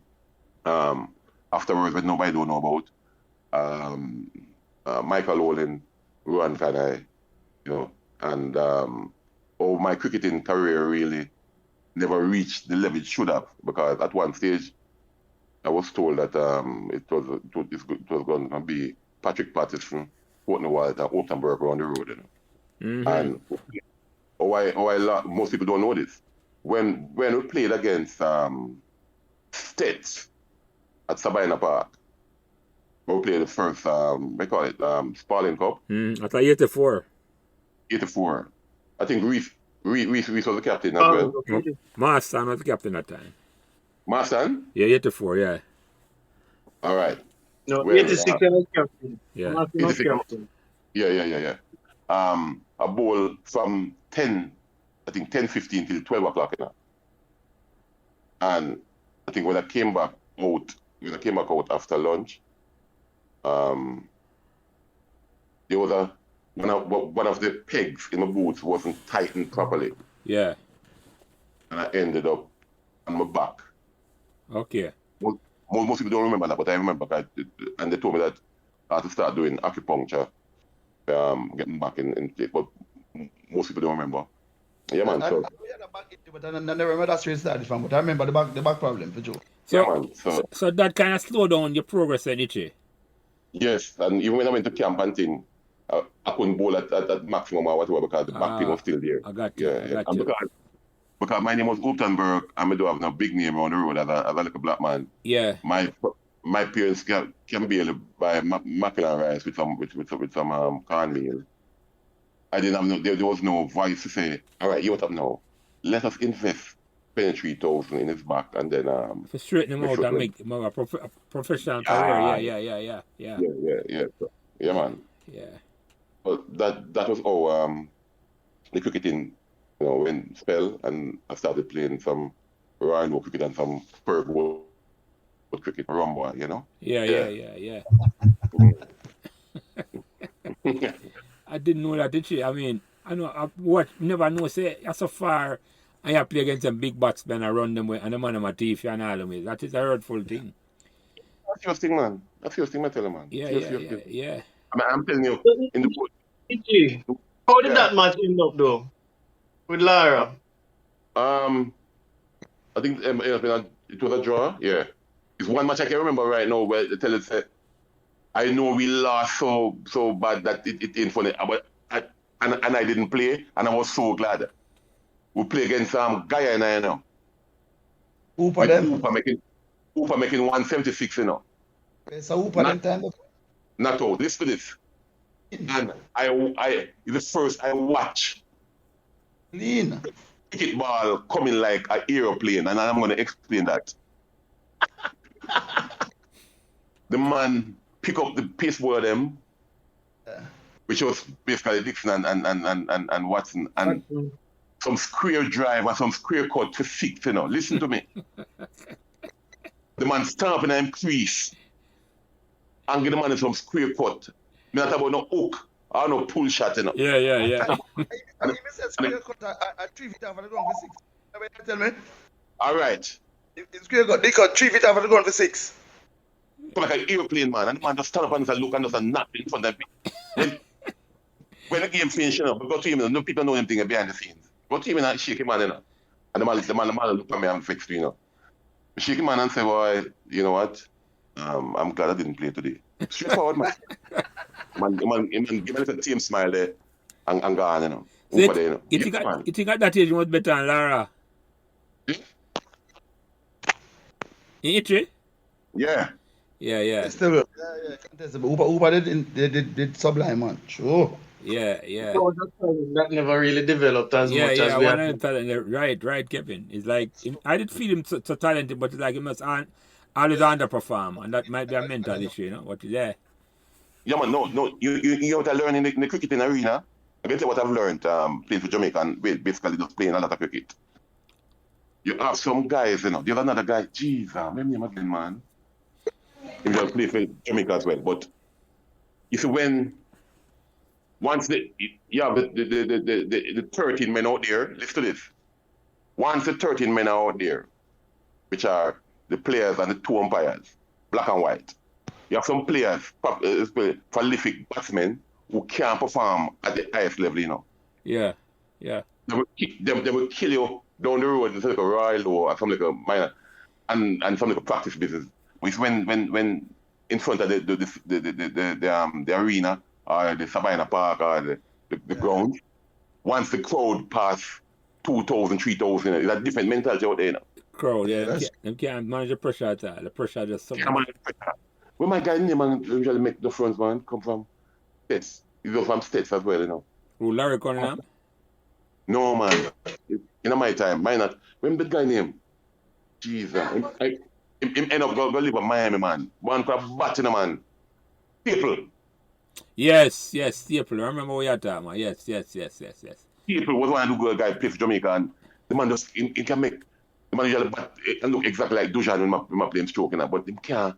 When the crowd come and 11 man and 2 umpire there, boy, I mean, Ian Staple in the name or something like that. I know you're talking about. Ian Staple, yes, man. Yeah. You know, he was on my team. He was on my team too with there.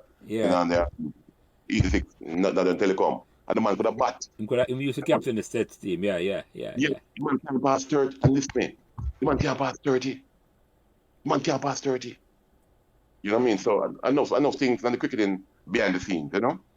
Yeah, it's a mental game, you know. The cricketing is a mental game more than enough other sport, you know. And that's why I think that we are the way as our cricketers. Yes. Develop so good after we leave school and because we play cricket at a level where and we're successful at it. You develop mentally, you prepare for anything, man. There's nothing you can do, it. No, you don't look upon where you think you can because the amount of cricket where we play from we are like a boy and I come up. Yeah. It make a big difference, man. It make a big difference. Well, I'm going to tell you guys something with me work out well at a later stage. You see, if we add to like a board of directors or somebody at Meadowbrook High School, like Reef's father, listen to this. Yeah.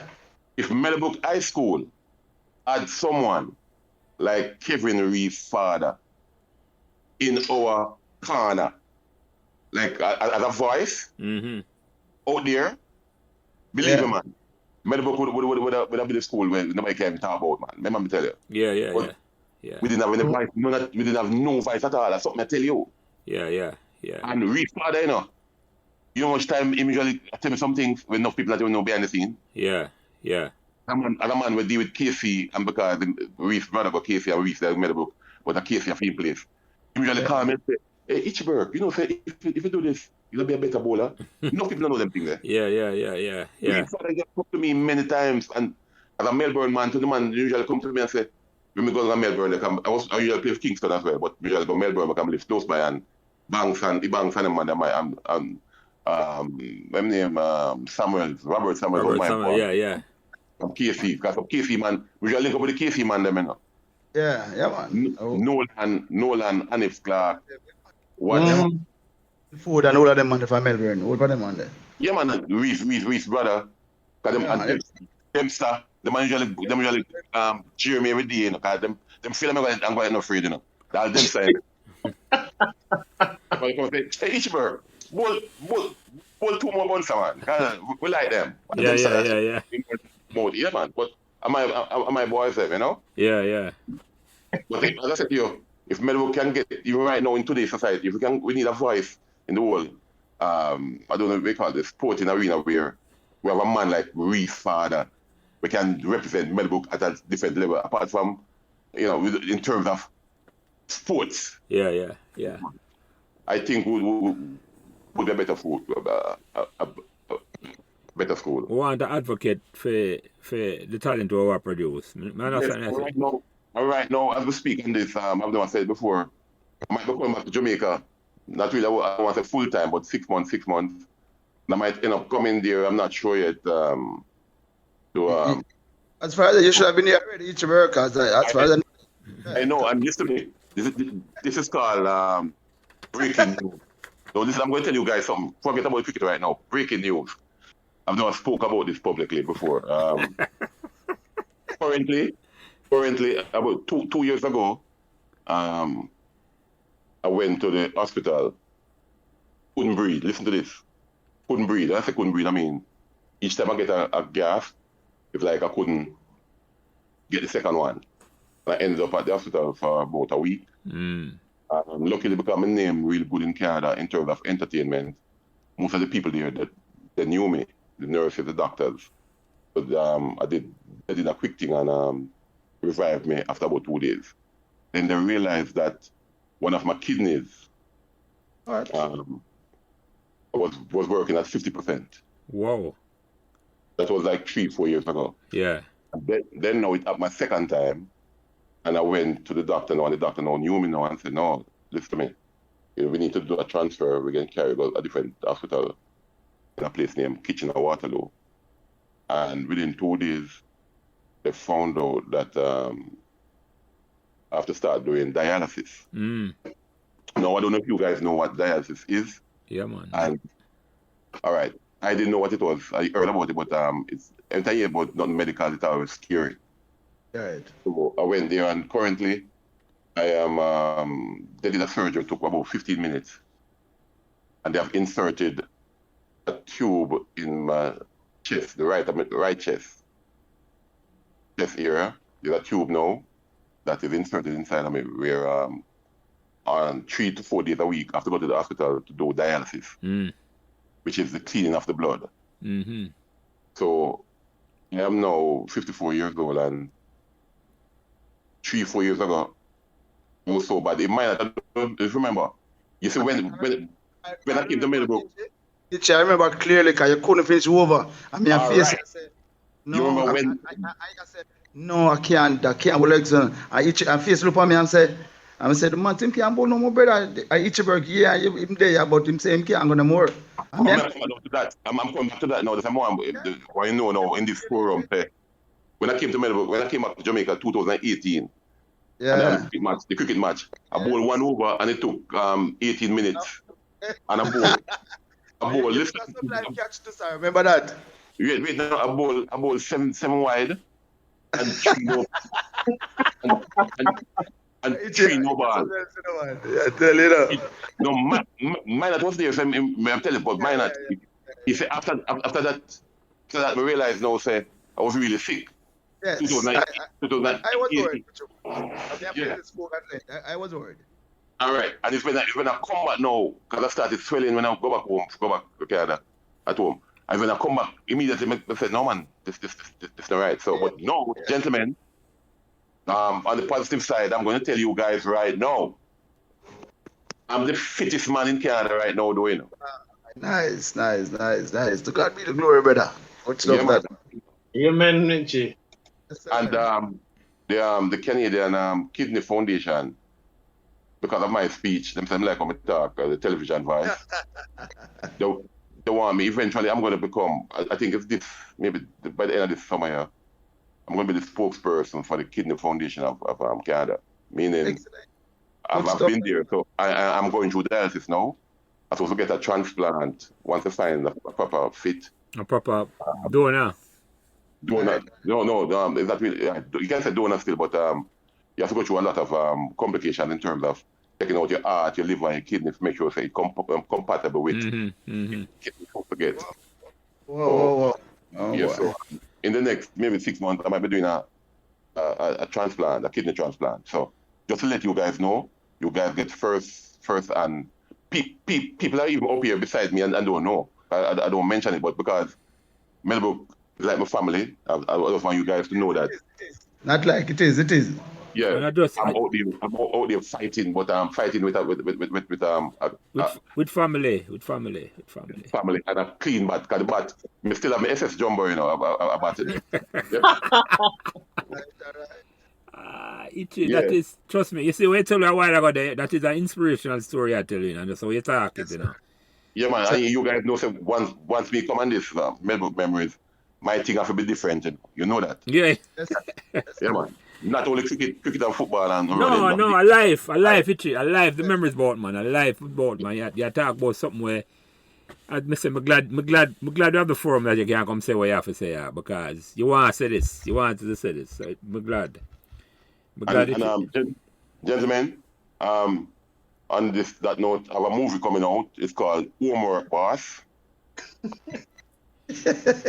Homework Boss, because I don't know if you guys, I'm studying differently now, where I realize that if it once you don't do your homework, Yeah. you can't succeed, you know. True. No, our homework don't mean when you go to school and teacher give you homework, go home, you know. Yeah. No, huh? Itchy, you have your own YouTube channel? It's not a YouTube channel. I have a little online channel that is called Who Is Who TV. If you type it in, you see everything that is going on. And I was thinking of having this group as a special guest. Now, what I really do is I interview people of prominence in society. Because I'm the only man who interview some man who are 90 and some woman who are 80, and some different stories. People who are doing well in the community and stuff. And I've interviewed some people in Jamaica as well. I wanted to interview Facey as the first person. And then, from Meadowbrook, because when I came to Jamaica 2018, I reached there Tuesday, July 3rd, you know. And by July 4th, Facey at my house beside me, I look, you know. Yeah, man, I'm going to find it. No matter where they itchy, I'm going to find it, man. I'm going to find it. No, I've never seen nothing like this. Someone said to him, Facey. It's the second time I come to Meadowbrook, man. Nobody like Facey as a Meadowbrook, man. Nobody. I didn't close. Facey come check me. When him come, my man was going to church, you know. To my Kencat, you know. I live by my house, by my apartment. I paid for a long time from 2010. My mother living on the road. Up by Ruthven Road. Man, you must know that. Can you not come out already? Our place, man. We are at man. Right behind my place. Yes, man. And within minutes, you know, she was going Kencat for a little sermon, you know, the church building, you know. Kencat family. I'm Facey come up there with no plan, you know. And Facey said, come, mommy. Let me take you to the church. And Facey carry got. I said, no, man, this man is different. The next day, you know, Facey organized one meeting in Melbourne, you know. Yeah, man. Facey, the man was different, man. Yeah, man. So I want to say, Facey, I think Facey deserves. Guys, also I have an award show in Canada, you know, that have been going on from 2010, you know. It's called the Peabo Awards. I want you guys to check it out. And it is spelled Teabo. And it means promoters, entertainers, athletes, business owners. It's a award show where every November, me and a group of people, we recognize people in the community who are doing well. It's the only award show in Canada that recognizes small business owners and recognize like the barbers, the hairdressers, the athletes, people who own we call it now clubs, people who have restaurants. But man, well attended, man. Nice. So I want you guys to know. As a matter of fact, I was thinking of coming to Jamaica and do a leg in Jamaica to recognize people in the same category, you know. So, so give us the name again, Itchy. Give us the name again. It's Peabo Awards, and the Peabo is Peabo. And it's an acronym abbreviation for promoters, entertainers, athletes, business owners. Just look page of it loud, man. Yeah, man. Great stuff. Yeah, man. Yeah. Itchy, you inspire us today. That's all I can say, my brother, because your story to me, so it's like, as me always say, it's beyond the boundary. Yes. It's beyond the boundary, because this is a big story. This is a big revelation, yeah, say, breaking news. You should be a part of this history. Yeah, man. Yeah. I'm sorry. I'm sorry that I'm not in Jamaica or Miami or wherever, but coming August 26th, I'll be having Barda Cat and I don't know if you guys know Barda Cat and Peanut Dread. Yeah, man. The sample man in Jamaica. Yeah, man. Well, we have a show up here in Cambridge. I'm hosting a show in Cambridge here, August 24th, with two of them. So I'm going to put out the flyer tomorrow, and the name of the flyer is Who who laugh last.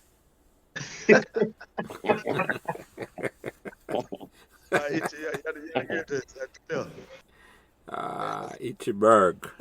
All right, hear me now. I could go back to some Meadowbrook memories there now because you give away a whole heap, a mouthful of Hitchy. Trust me, I'm glad. Yes. You have Appreciate it.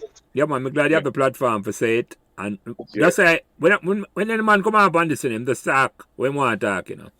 Yes. Me not limit up. Wherever the conversation going, you know that. I just say it going now. Me not tell a man say no, what to do this or do that. You see me I say to you? You talk as much as you want to talk about anything where you want. And when you're done, towards the end, me say, is there anything else you want to talk about? You talk again. Yes. You follow me, I said to you, I'm glad you come. Me never know the situation. Enough things they talk about. I just say, at the first, most people I know. First all of us know. First, most people I know that, like mine that and Reese know, say this about you and all them with it. And I tell him, I comment you for how you take it and how you approach it. And the big spirit we have, say, man, the big heart we have, say, man. Trust me, enough respect, my brother. Enough respect, man. Enough respect. And I wish you all the success in terms of being the spokesperson or the spokesman for the Kid the Foundation from Canada, because you're going to do well for them. That's all I can tell you. The spirit we have, you're going to do well for them, my brother. You will do well for them. We look out for it, Hitchy. Huh? We look out for it. We'll support it. Yeah. Yes, man. Yeah, man, just text it to you and I'm going to put it out there and all them with the I forgot follow that up and all them things. Yeah. So, all right, we could go into some fun memories I know, Itchy, because in the fun memories I have, you remember Meadowbrook, on the training ground, the classroom, or on field trip? Well, I have a memory that will never leave me. I have a lot of memories, all right? But I'm going to start from X-rated first. It's going to be X-rated, but it's going to be a very presentable X-rated memory. You polish it up, all right, go ahead. No, as I said previously, we usually have, we call it PE at the end of our days activity at school. So yeah. It was the last 2 sessions before you go. Always. I know I set up and go back in the classroom, yeah. Yeah, on one of these occasions, we decided to explore down my bottom field.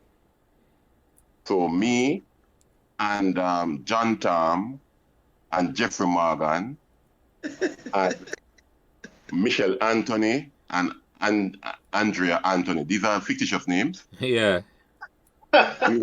We went up by the hill down my bottom field because there was a Kisco factory. I don't know if you guys remember this. Yeah. A Bagdoo's factory, yeah. At the top of the hill. But the factory was really a factory. I guess it was a place where they got rid of or disposed of the Kisco from the Kisco factory at the top. Yeah. When they go up there were Kisco there, some frozen, some still cool. So me and the 4 other personnel went up there as Meadowbrook students just to see what the scenery was like in Meadowbrook, Avondale area and Redditch. The meat of the matter is, it ended up that 4 out of the 5 of us, I was the 5th person, were not in our full white. They were all skimpily dressed, and I was still in my full white. Because there was a thing that in younger days that we call, I don't want to call the name on the year, but it starts with B, and the 2 girls like the other 2 guys. I was there, the 3rd guy, and then I was the one who ended up crying, running down the hill because I could not participate in the activity that was done. So that was a memory that I will never forget.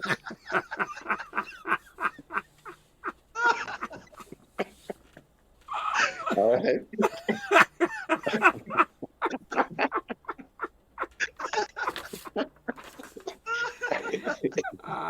Itchy. That was number 1. Yeah. Number two was the introduction of, this one is more child friendly. This is PG. Number 2, PG rated, yes, 14. And so the introduction of bread and callaloo. Come on. That yeah, man, that is true. Bread and callaloo at at Pekka. That was introduced by me, you know. Right. Also, bread and Carlo, and one older bread from Pekka with some bull beef in the middle and cut it up for about 5 away. Also, the Milo at Bottomfield with the dread when you are trained. Yes, man. And a nice. Milo. And for you guys, one day, I don't know, you guys won't remember what happened to me. I drink so much Milo down there, you know. And my bus route was 38 to go home, you know. And I watch the man move train at evening time. I watch all them after you guys we left cricket and everybody gone home, me down the Bottomfield. I watched the cricket guys them come, some other guys come, some older man who play at the area play football till night come down. You know why? The back of my pants was brown.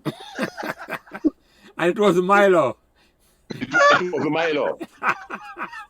And I had to walk from Bottomfield.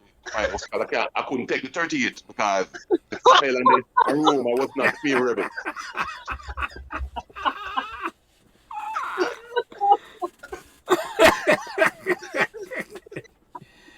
Yo, it Memories, man. Am I memories them, man? yeah. Yeah. Yeah, remember we played a game, I think, against Calabar Women's one night, and we needed for draw. I don't know, we need for draw, I think, for go choice. I don't really remember. You remember that night, John about late in the night? I can't hear you. Bad light, I can't hear you.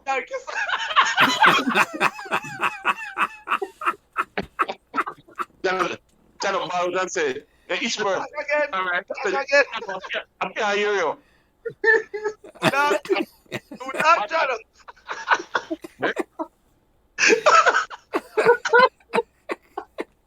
Do not, Scott shot, I can't hear you.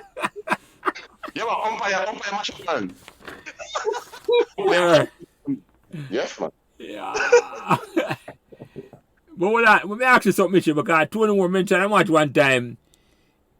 You go up on the field and it's like the dread of a discipline because you give away a wicket or something like that. You remember that match, eh?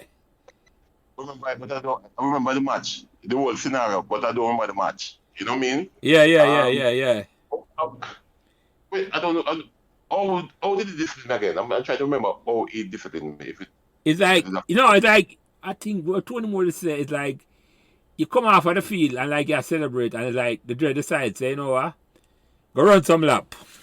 Yes, lap business, man. Yeah, man. Yes. It's like a break time, and you're supposed to get a break and you remember the bread them with the black pepper and cheese. Yes. And the dread said go run some black itchy because you give away a wicket or something to that effect. Yeah, that's the thing, man. Yeah.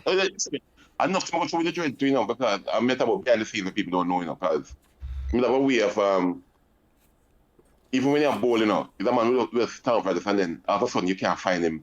Him in one corner and behind a tree. Anyway, if we're playing the away games, you know. Yes, you can't find him. You can't find a dread, man. The man has some place there. In a little book. But you must pay attention though. You must pay attention. Paying attention, right? Yeah. But Itchy, this bring back a memory to me. I remember Mr. Here and you. I don't know if it was you felt that he was too hard on you or not. But I think you ran more laps than anybody else. I remember one match.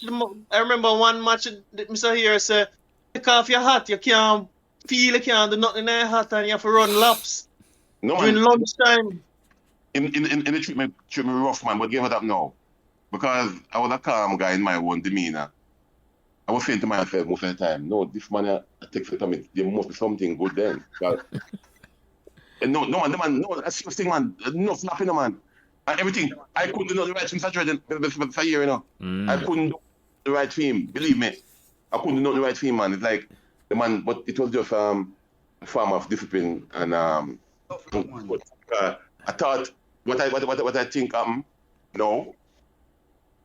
He saw me as very talented. Yeah. The potential that I had it's like I was using up maybe 20-30% of it, and him know for the next 70 leave, and he was trying to get the 70 out of me to make me like a world-class player because he saw it. Yeah, man, that's what I'm saying. That's why I'm pushing the way I'm pushing, you know. It's like, because Yeah, man.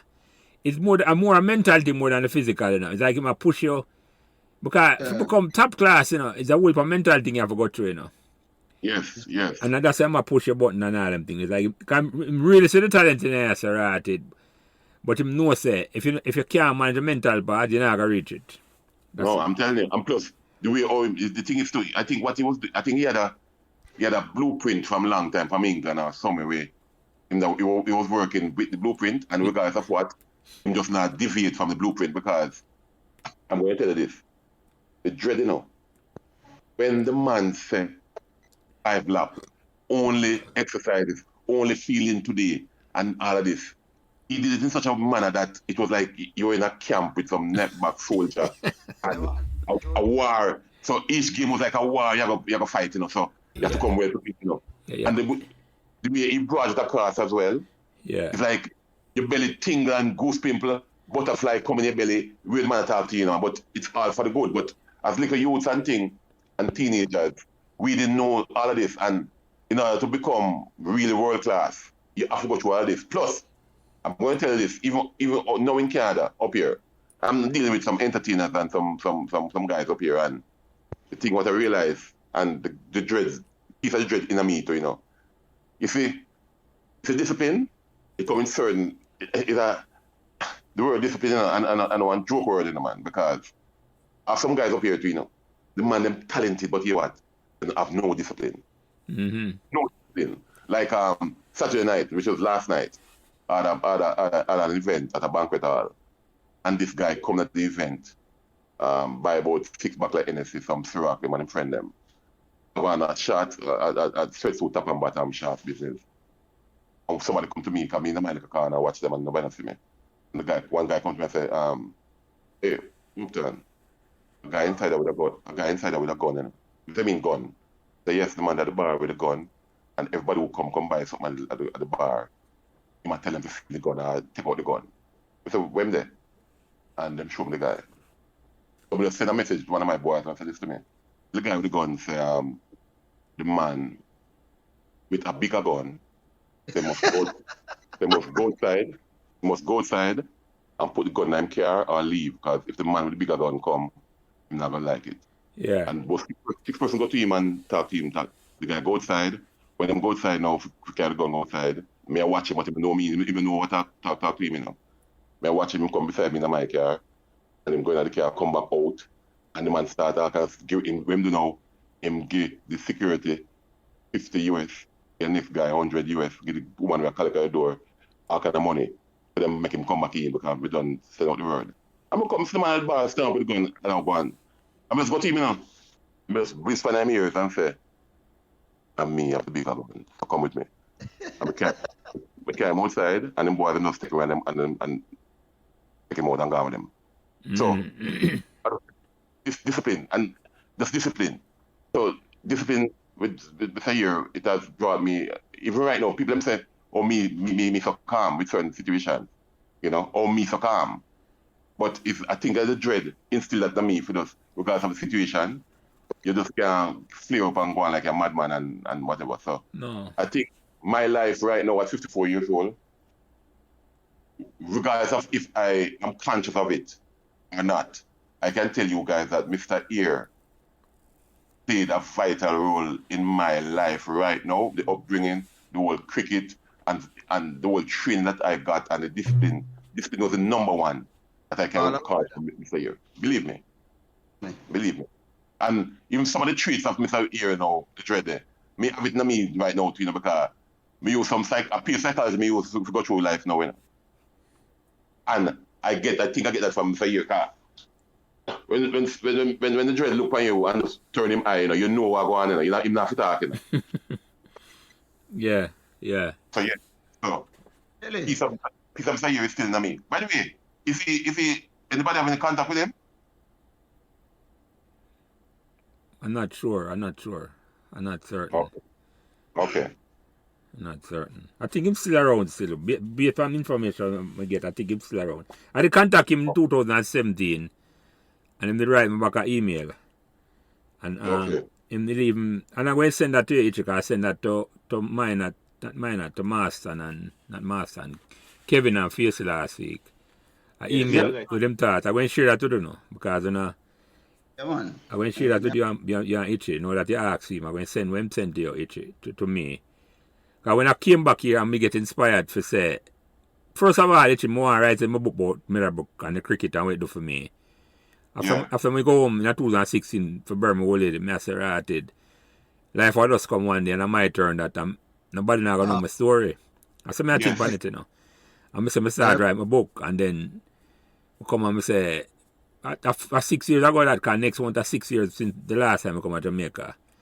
And I say, this year I decide, say, you know, I'm just come out and do the podcast and try it and say, and just talk. Just start the story them, each and I never know it to reach a stage where you come out and everybody give them story and more people story for come. So I send the information. You and as I finish, as a matter of fact, I can send it to you while they attack. I'm gonna send it to Mike. I just send it to Kevin and Facey last week. Send it to Kevin. Yeah. Eh? I get it, Facey send it to me. Facey send it to you. Okay, I have it already, but I went send it to Ichi. Yeah. And gentlemen, as we're here, right now, there's a touch of tears just come to mind, to my eyes, as you just said, Kevin, a while ago, because Kevin Miles. Yes. I just wanted to give 2 cents. Kevin Miles. Yeah, we talked about him the last. When Billy was here, we have a moment, about 30-second silence, see him last week, we have to talk about him. But any man who come and want to come talk about him, go ahead, Itchy. No, but tell you, Kevin Miles, people don't know this, man. I was a brethren, man. Mr. Brethren is, usually hang out and his father at him garage down by the Beachwood Avenue there. Yeah, Lindus Road, right in front of RJR. Yeah, Lindus Road, yes. Mr. Beachwood Avenue. Remember it, good man. And his father was a different man from England too, but me and him get along still. But I was want to say, it is coming closer, gentlemen, to each and every one of us. We don't know about tomorrow. True about today, because we're right here now talking, but we have to give our life to the Creator. And when I say give the life, it doesn't mean you go home and you pray and you look at the eye and we need to, if you're not baptized and thing, you do some form of baptism with water, read Exodus and the Revelation and the Apostles and all the verses and make sure our life is intact, because I'm going to tell you something, from I was born, I have never met a man who died and come back and tell me how it go down so. So we need to get right with the Lord, because when I see the notification say Kevin, say rest in peace, Kevin Miles, you know, man. My whole day mash up, you know. I was at dialysis, you know. Yeah, man. I would see my belly lift up, you know, man.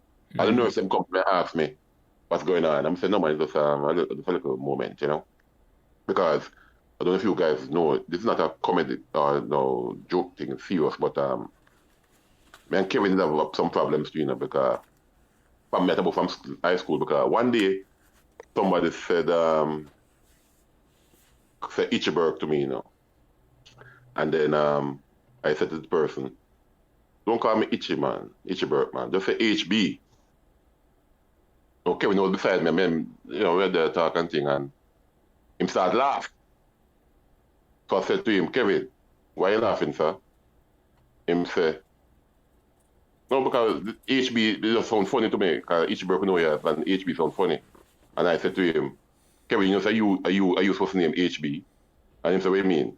I said, no, because are you name handicap Batty, you know, listen. Because Kevin bottom was a bit, I'm not a bottom, you know, don't get me wrong, you know. But Kevin had him bottom really up in the air when he walk and thing. Yeah. So me walk and lean over. So me start calling him handicap, me start calling him HB now. I never like it. And Kevin, a serious boy, you know, so careful. Yeah. Him take it serious, man. Every time to me, I say, Kevin, everything good, sir? And then me just say to him, HB, and the man said, what you say? He said, no, man. So, when I got that RIP notification, I tell my belly for Kevin was a boy, and, you know, we were close, I'm close to me, usually talk about a lot of stuff, and a man who basically come from England, in my eyes, and see him as a different, the man was just so pure in terms of his speech and the man demeanor.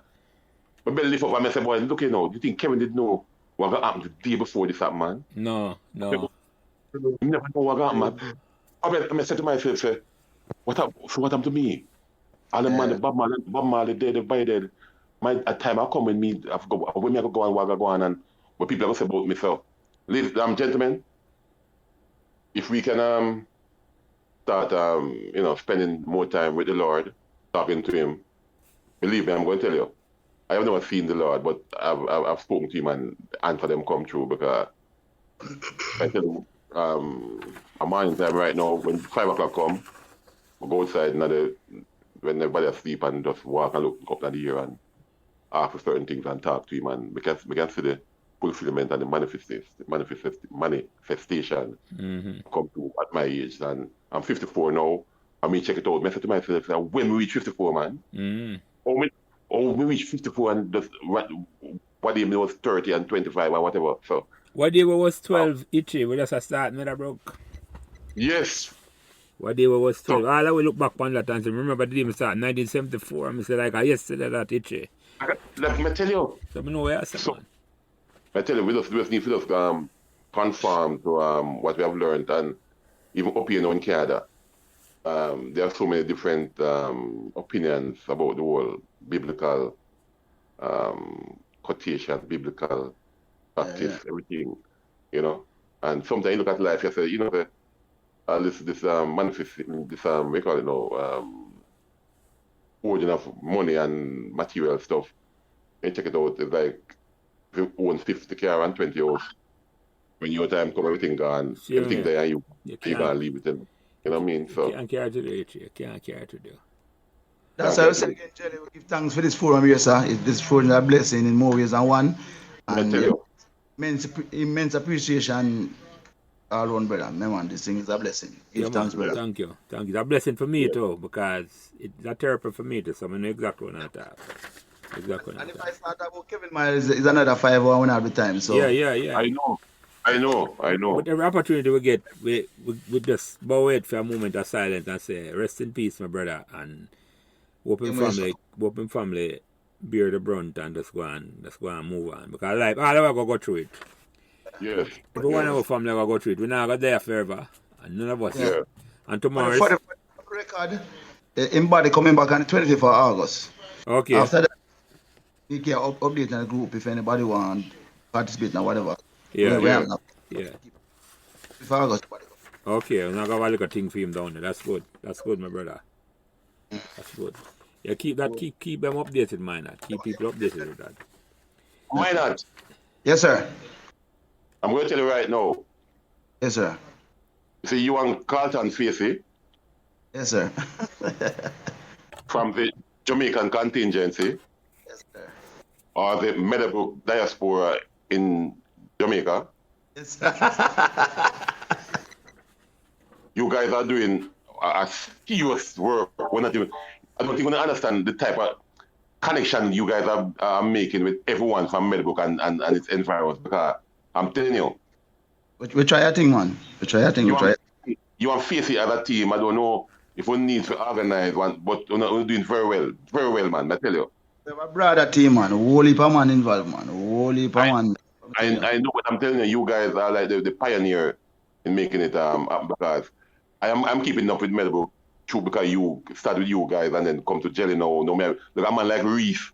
I don't want to Reef for much years. I don't want to Jelly for how much years, and at least we can advise. That's what I like. I'm suggesting that whatever we can do to organize some TV thing where we can see each other. Yeah. And make it feel closer. That we highly appreciate it, and whatever assistance I can give, because right now you know, a skillful for being kind of the same way and fighting, you know. Yeah. Skillful, man. You have to be very skillful up here, man. But you know what I mean. But at least everything is okay still. But we need a forum there where we can, you know.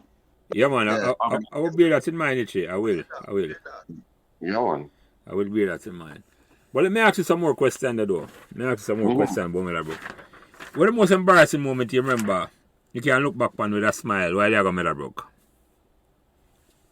I said it already. Oh, yes. Yeah. Which one of the two? The one there cry come off of the hill or the one there for walk over? Which one of them? One of them for walk over, man. It's very open. That's called open. It's open, so you guys decide which one you think. Yeah.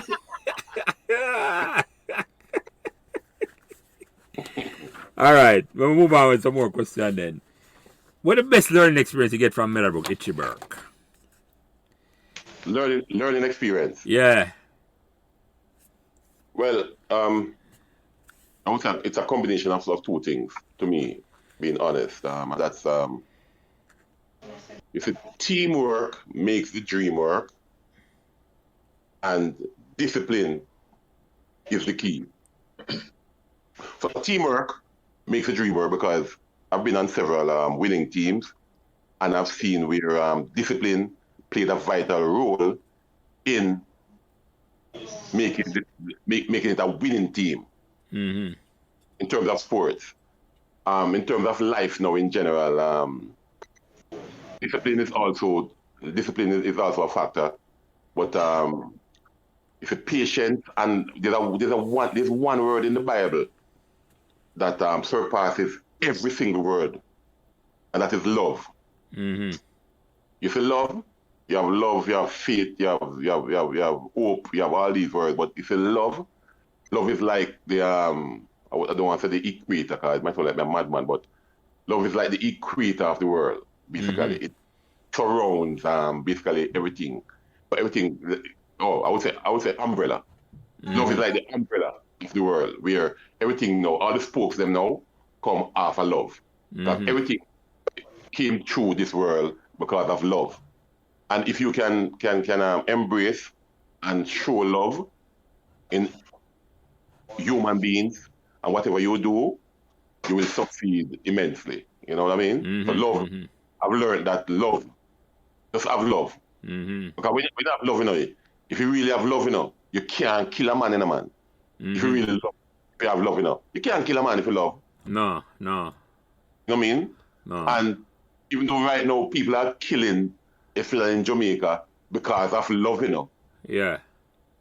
Listen to that. You're not supposed to kill if you really love, you know. But if you check out most of these killings in Jamaica right now, it's because of love, you know. Love meaning. Yeah. You got a woman and a man situation, and because the man loved the woman, and him find out say John Tom and him friend around the corner come through him window when him gonna work. Yeah. Him go kill her. Yeah. And because the love of money now, the man them feel like them now in a polo and thing there. They have to start scam now because of the money. But it's a serious thing, man. But love, if you embrace love the proper way, you know, it will make the world go round, you know? Yeah. Yeah, man. Yeah. And that you learned from Meadowbrook. Yes, man. Meadowbrook is the, what do you call it now? The scapegoat that brought me here in terms of everything. Because, listen, man, at Meadowbrook, you know, it's like being a big man now and looking back. It's like we were just in a family group, learning to appreciate each one and trying to. You're by the teachers, they taught you all the hiccups in life and what to do when you leave school and this and that. And Meadowbrook to me, it was like a university. High school was like a university to me because I was taught so many things and I got so many experience in the whole people there and the structure and everything else. Even Miss Edlam, that lady was like I usually go to her like a guidance counselor and just ask certain questions, even though I was on the morning shift at the time, you know. Yeah, man. And Spanner now, I was talking about Spanner. Jesus, man. You know, for Spanner, I don't know, she know my name, you know. Who know what my name is? You know what I that, man? Boy, you know your name. What I that, man? What you know your name? No, no, listen to me. About like second, third floor. Listen now. We had a classroom at the back of the canteen. And I was the one who started, people don't know this, I was the one who started using soul comb. Listen to this. I mean, my ear did nothing, you know. Soul comb, and books. I would usually play table tennis at the back of the canteen because there was a classroom at the back of the canteen. Yeah. One way in. And every lunchtime, we usually play table tennis with the soul comb and something, and books at the net. And one day, somebody said, Spanner come, and every student run out of the place in the lunchtime, they were inside there. And me and my boy alone, I want to play.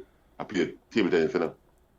And you know, Spanner come inside there and tell, I think it was Delroy Jackson at the time, or Dino, one of them, and tell him to go on outside for lunch. Yeah. And she come to me and leave me alone. Me and she alone back then, and she come and here to me. Oh, but you are the teacher in this class. They tell me I'm trembling now, and I'm belly, you know. What do you mean, Miss McLennan? She said, oh, you're an English guy. I said, why? She said, no, you call me Miss McLennan. So, you're an English guy. Anyway, you're Hopeton Burke. I'm going to say yes. So, well, I just want to say one thing to you. Keep on playing cricket the right way. Play up and play the game. Yes. And walk out. Listen to me. And walk out. Leave me now. Listen to me now. You see when me say she go through the door? Me so never frightened because me think I go for some detention or something, you know, in the early mind, you know. Me frightened, me put myself in detention, you know, man. Because I can't believe it, you know, myself. Yeah, really just come and go and leave me like that, with fear background, you know, say once she come, you know, you're dead, you know. Detention, boy. Yeah, man.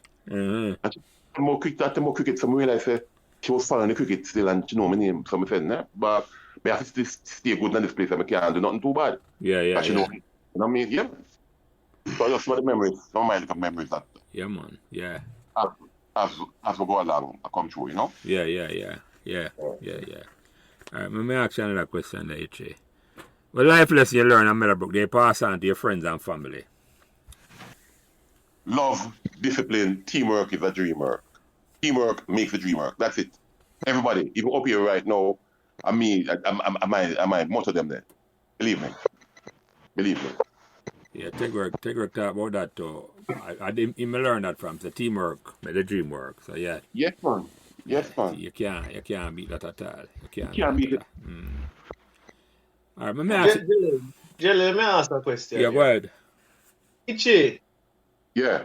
there are times when we were on the cricket field, it's a two-part question. Sometimes I never know if you're serious or you're joking, you know. And then... Well, yeah, and number two? Number two, I want you to tell me about the dread and the killer instinct you put in you. All right. Yeah, that's the terminology I wanted to remember that I'm still using up here now. But I don't know. But currently, I've been offered several slots with some entertainment industry, and I refuse all of them because honestly, I'm going to tell you guys this. I don't know if I was born as a comedian or a come idiot. You know what I mean?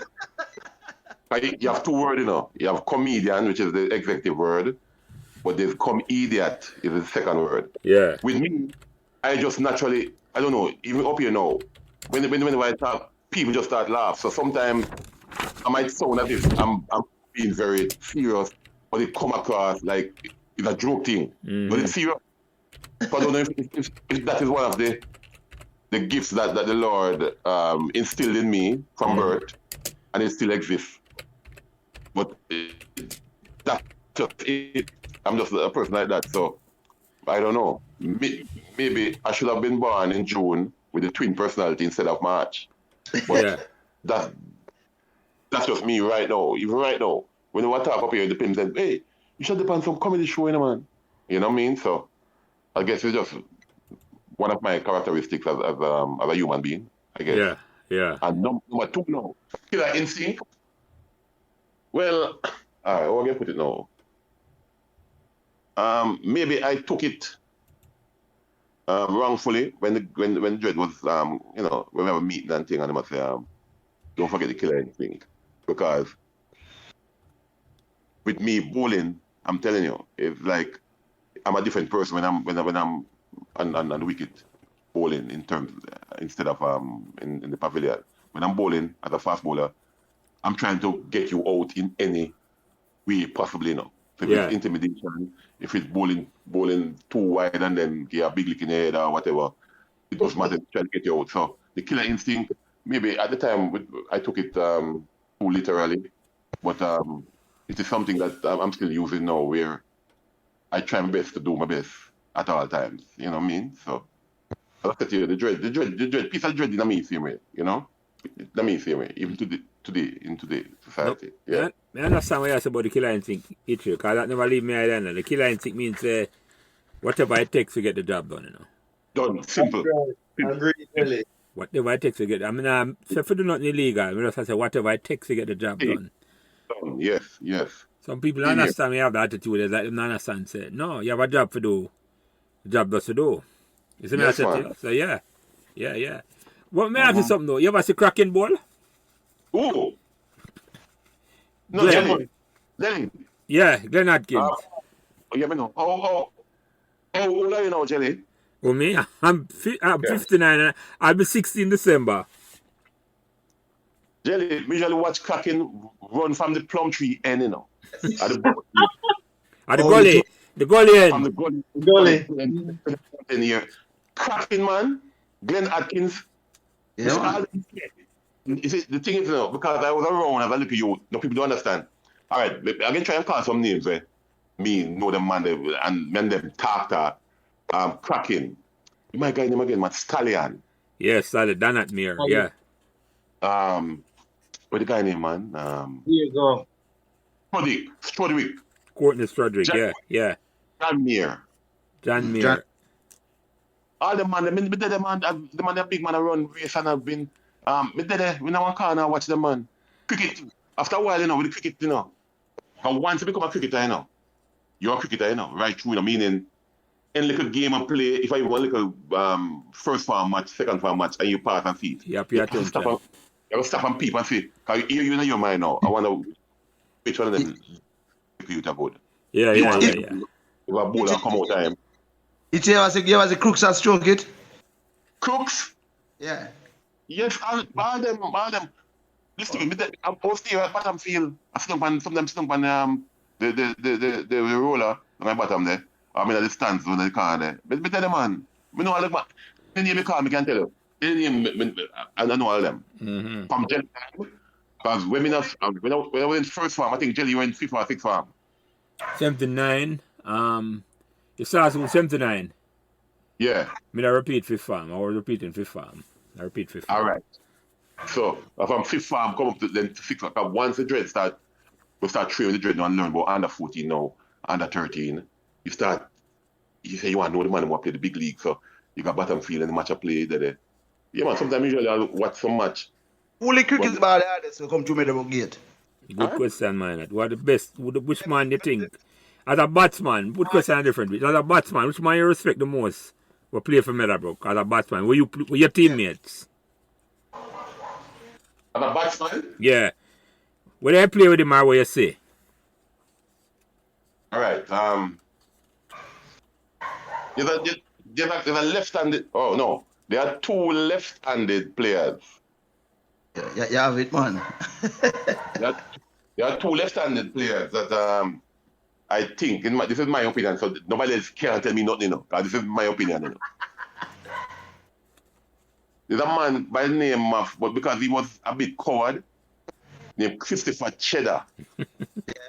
Big bats. Big bats.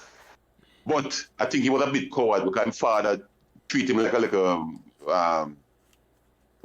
a special child. If he grew up like me, nobody couldn't talk to him. And then there's another left-hander Same name. by the name of Kirkton Ebanks. Yeah. Those are the All two time. batsmen that I would say, to me, so if you want to fight me and kill me, I'm ready for it. But those two batsmen, I would say, yes. And I said to you, Cheddar, if Cheddar was, you get some big lick with some broom and some dust mat. Weird, it's a laugh, Hitchy. Yeah. Nobody could have him. Eh? When the QC joined in front of that magistrate, you know, watch yourself. Yeah. And Itchy, out of interest, Itchy, these are the two batsmen who have hundreds in sunlight for Meadowbrook. Yeah, those are the only Alright. two. Only two are No, Lickly Banks too. and Dylan. Dylan. Oh, no, that was after me then. I never know about Dylan. Dylan was afterwards, but Yeah. Yeah, but still, yeah, right. Those are the only two we know about.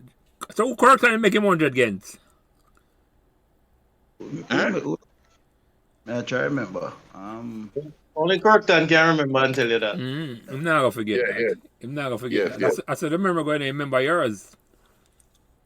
Remember your Yeah. remember man. Yeah. Jelly. Yeah. Who did the ball hardest in the whole of our time? Nobody lick the ball hard and doggy crooks, you know. Timing and just aggression. You sure Sims not bigger than him? Who? What Gary Sims? Sims. Yeah. Gear. Yeah, man. They lick man. I forget about him. Sims. Yeah. I forget about him. You're right. Square cut, you know, man.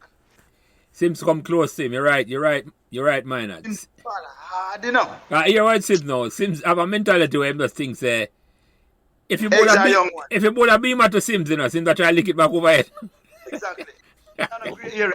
You remember Sims Hitchy Burke? Oh, Here Sims not the opening batsman.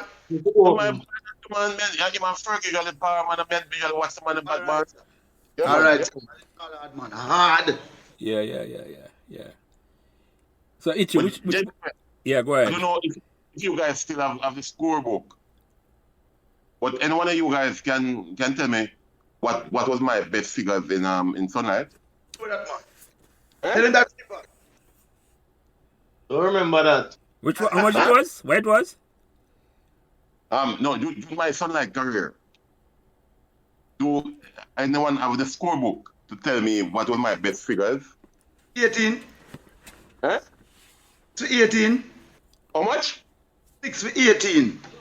Where? Don't remember what I think I remember the figure. All right. Well, listen. We played a match against Excelsior. Yeah. And I was being compared with, I think, Courtney Walsh at the time had figures of, I think, 9 for like 22 or something like that. But I think I took 7 or 8 in Excelsior. A match at Excelsior there. 7 or 8 for a little bit. Yes, man. But I can't tell you the figure because I don't really remember it still. But that's So- one of my best time for me. Mm-hmm. That was your most devastating spell, or that was just the best bowling figures? Just the best bowling figures, I can tell you that. That there was So no devastation. What was the most devastating bowling you remember then? Because on a previous podcast, I don't know if it was Tony Moore or somebody indicated that you made Woolmer surrender at Bottom Field.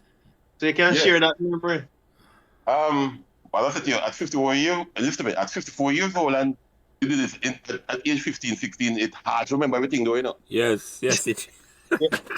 And you have the book in front of you, right? What did you? Yeah, man, the Woolman's thing, that maybe the whole scenario, but the most memorable match was a match we played against Champion.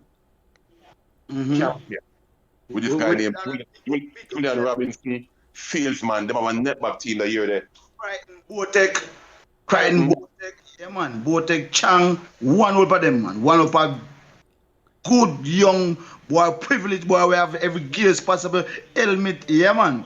Yeah, man, and then we had a 4 minutes a share with about 5 man. So, because I was saying, there was a spokesperson and nothing, and them have one man named Mr. Parks. Yeah. Park. Just past Saturday. Him take cricket like say a theme household, you know, man. And I think we played him at Campion. And him come to me now. This is the behind the scenes, that neck back thing with cricket business, you know. When the weather changed, you know, he reached beside me. Him come to me, you know, Mr. Parks, and say, Hitchy Burke, I know you, you know, you don't know me, but I know you. You're at Campion now. This is, I'm not talking some English business. This is the elite school in Jamaica, and I expect you to bowl in accordance to the rules. In accordance to the rules of the game. Then tell me Billy can spell a card and eh? I remember that game. Me Billy can spell a card and sometimes it just took several months about a card but some say right, because of that, I can bowl some ball in the air. Yes man. You go see. I think I ended up breaking Julian Robinson's hand too, you know. Yeah. I think afterwards we realized, but them go on like everything alright. And the Crichton and the salesman, them kind of man, we talk about, the time I eat mackerel and rice, the man that beat steak and oxtail, you know. Yeah. Mackerel and rice. Yes, man, mackerel and rice, Sunday and everything, you know. The man that appear, netback, lobster, and shrimp, the man that eat, you know. Yeah, yeah. For them gears bag. Each of them gear bag at the bag where we carry from Meadowbrook, you know. Over one little bag there. I never have one of that, and we have one bag with everything. We have one bag, one brown bag. We can't forget the brown bag, and we just carry it, you know.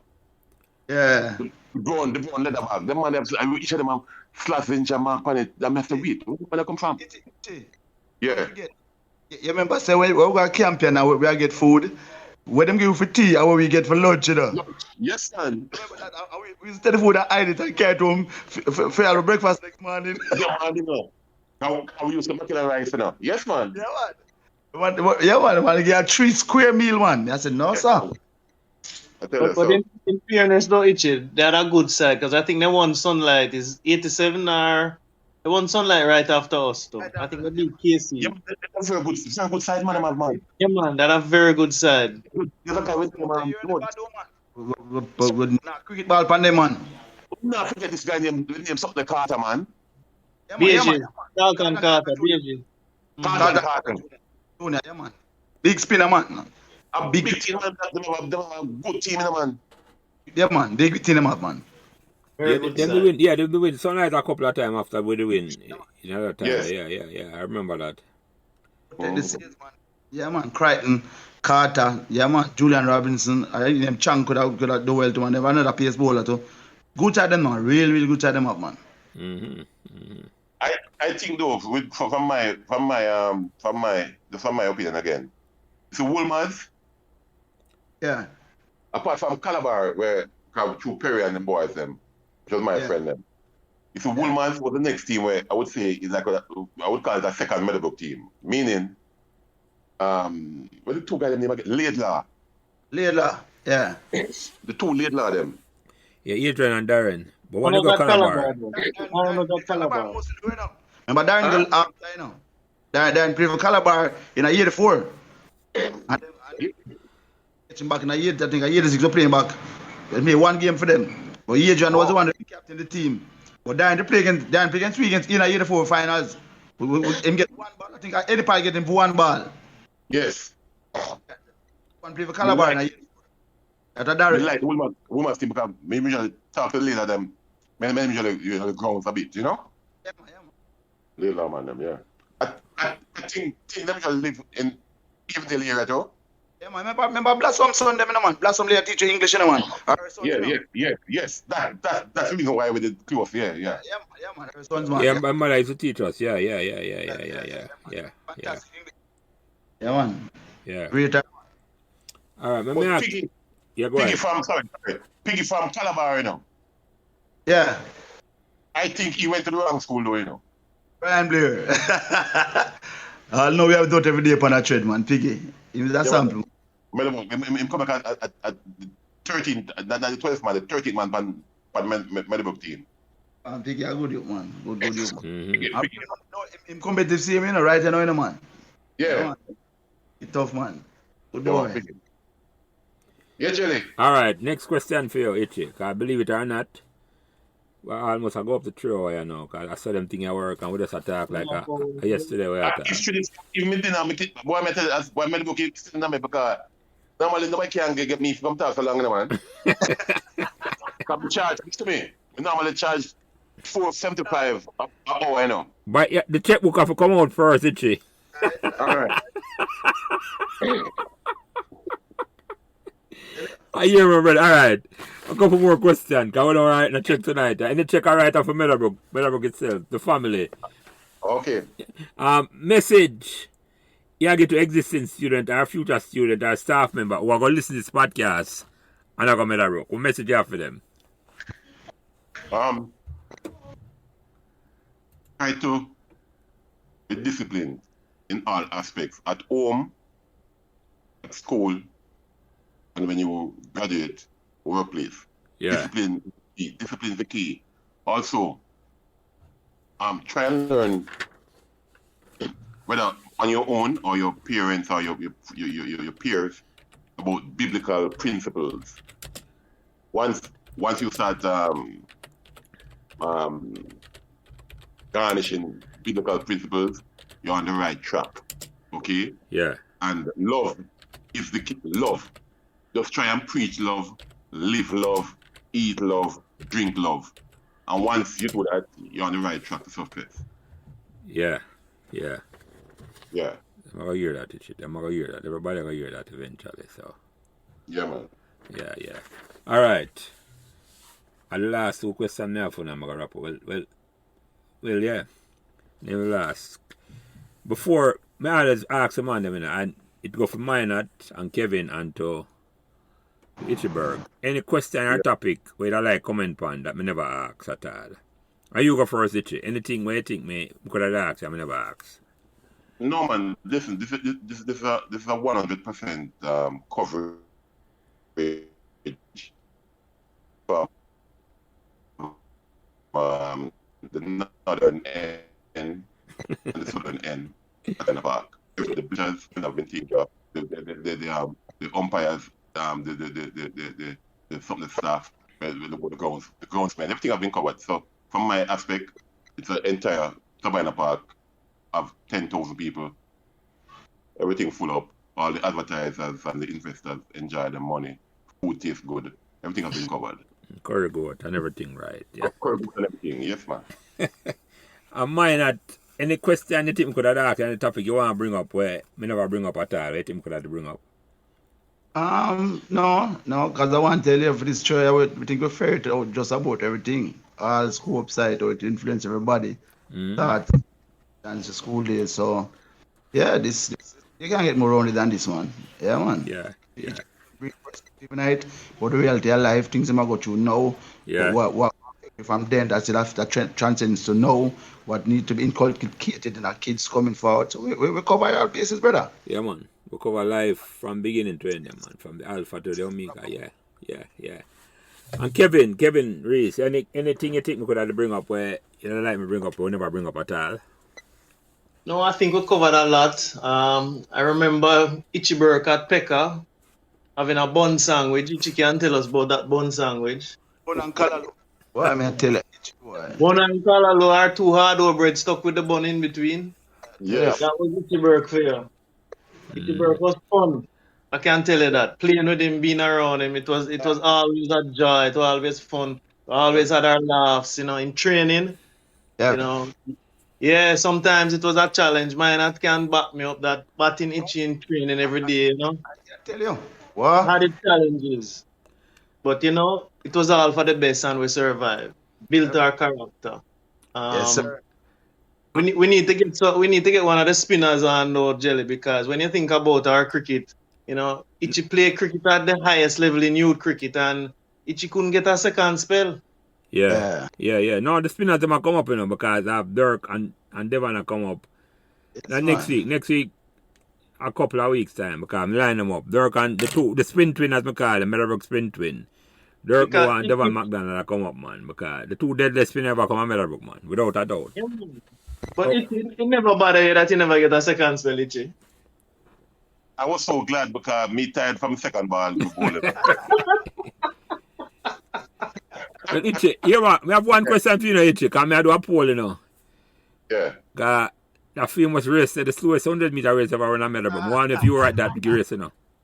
The one between me and P. Brown, you know. You did that race, eh? I was there. Gentlemen, never want me tell you already, man.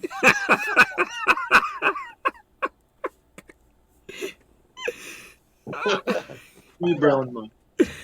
So, we and P. Brown have a rematch. So, when you got to talk about the result of that, we just demand a rematch and Yeah. we're going to raise some funds to Meadowbrook and for anybody. It's a matter just. Yeah. We live cast it at them. I got them live cast thing last night. I said, we'll see about it. Anybody want to see that I forgot behind the paid wall, yeah, Itchy. Me and P. Brown are race now. I want to sorry about so we never have phone and video camera for what? For run that, for throw the race of the day. I know.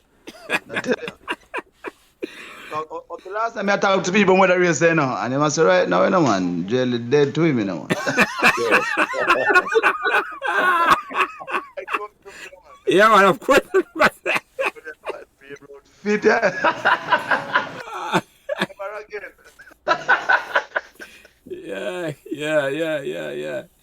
Anyway, Itchy Bird, the last question I ask everybody to come up on this, you know. What made Meadowbrook magical? What made Meadowbrook magical? Yeah. I would say I want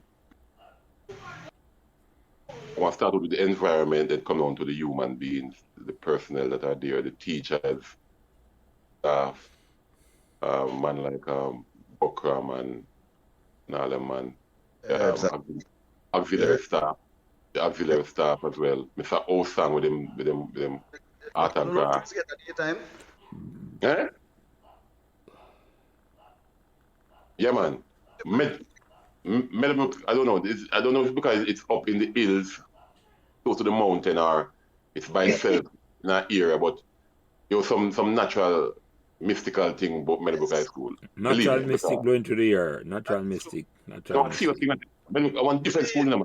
Clean, yes, sir.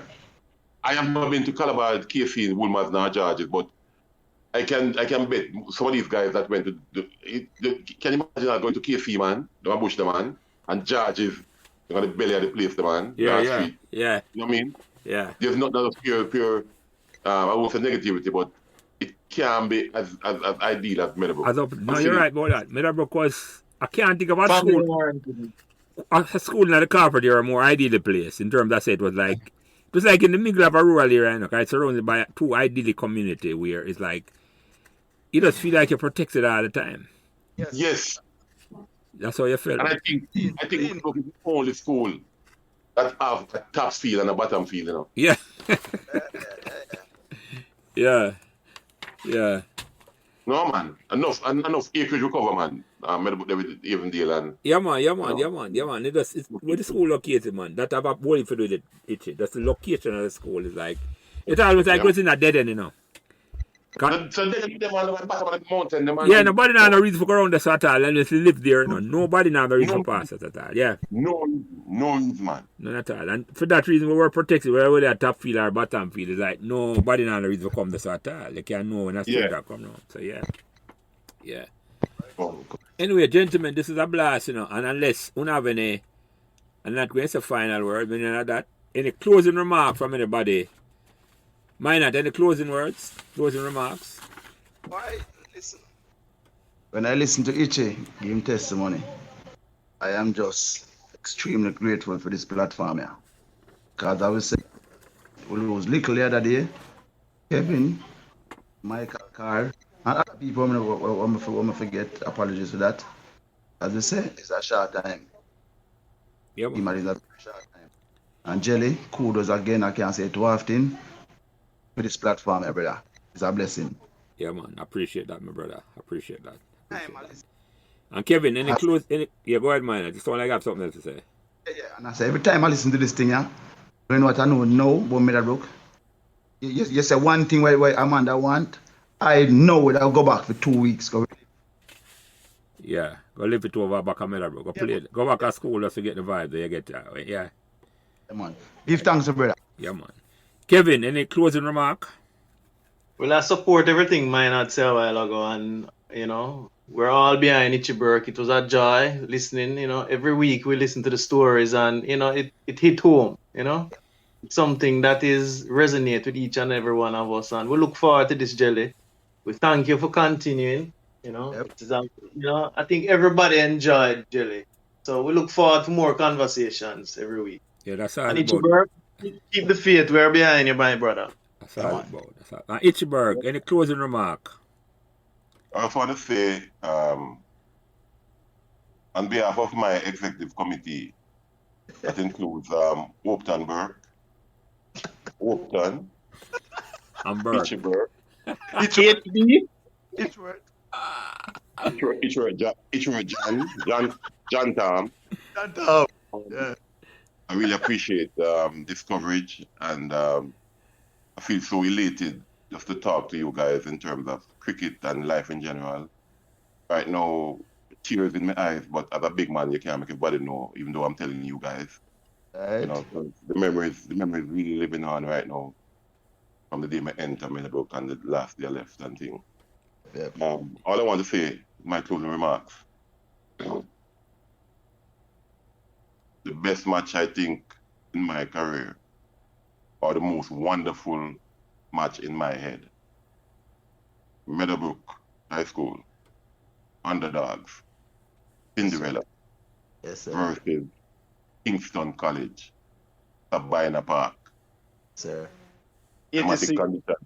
Climatic conditions not suitable.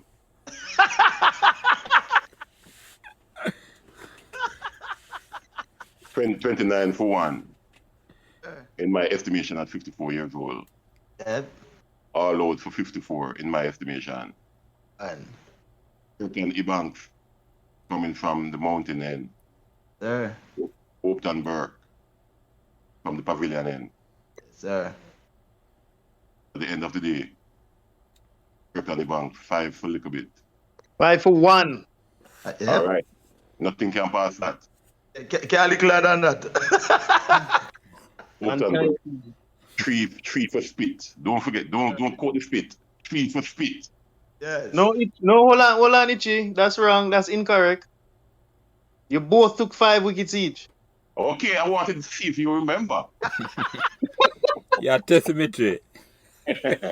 Yes, man. 5 for spit, man. Fine. Yes, sir. Yeah, Yeah, man. So that is my most cricket match out of everyone else. Yeah, man. Yeah, man. Some things I never forget, Itchy. Some things I never forget at all, because that was, yeah. Yeah, man. And in the papers, what was the line? Because, like, the whole media had me in their eyes under scrutiny, The Burley Hopeton Burke, All know what Burley mean, though, Anybody can mind out your dictionary on. When I look in the Oxford, I look for Burley. Yeah. I see Hopeton Burke, sir. Yeah. Hopeton Burke, that Burley stand for yes. All right. Yes, gentlemen, it was a pleasure. And right now, I tell you, I don't eat my rice and peas from morning. I have my mackerel rice in the corner from today. And I think I'm going to throw out the whole food, because this was more than food for thought, this 3 hours here. Believe me. Yeah, man. Yeah, I second that. I second that, my Yeah, brother. man. Second I that. heard So, it. I heard it. gentlemen, Kevin Rees, Maurice Pleasure. Minot, Hopeton Hitchy Burke. This is Jelly, Glacier Prince, I sign out. And this is a blast, my brother. 3 hours of fun. And it did there forever for everybody listening and listening back. So, I love that. Thank you for coming and spending the 3 hours. And friends that talk for conversation about what happened 40 years ago and about life in general. So, bless everybody. And thank you. Thanks. Cool. Yeah, man. All right, Itchy, cool. All right, Kevin. All right, Maurice, cool. Yeah, man. Thanks for listening to Meadowbrook Memories. And remember to give us all the support and encouragement you can on whatever social media platform you are listening. And special thanks to my production manager, Kyle Prince, who takes care of everything involved in getting the podcast out every week. And without him, this podcast would not be possible. it is his expertise that allows me to do what I love doing every week, having great conversations about Meadowbrook Memories, and he's responsible for everything else. So again, thanks to my production manager, Kyle Prince.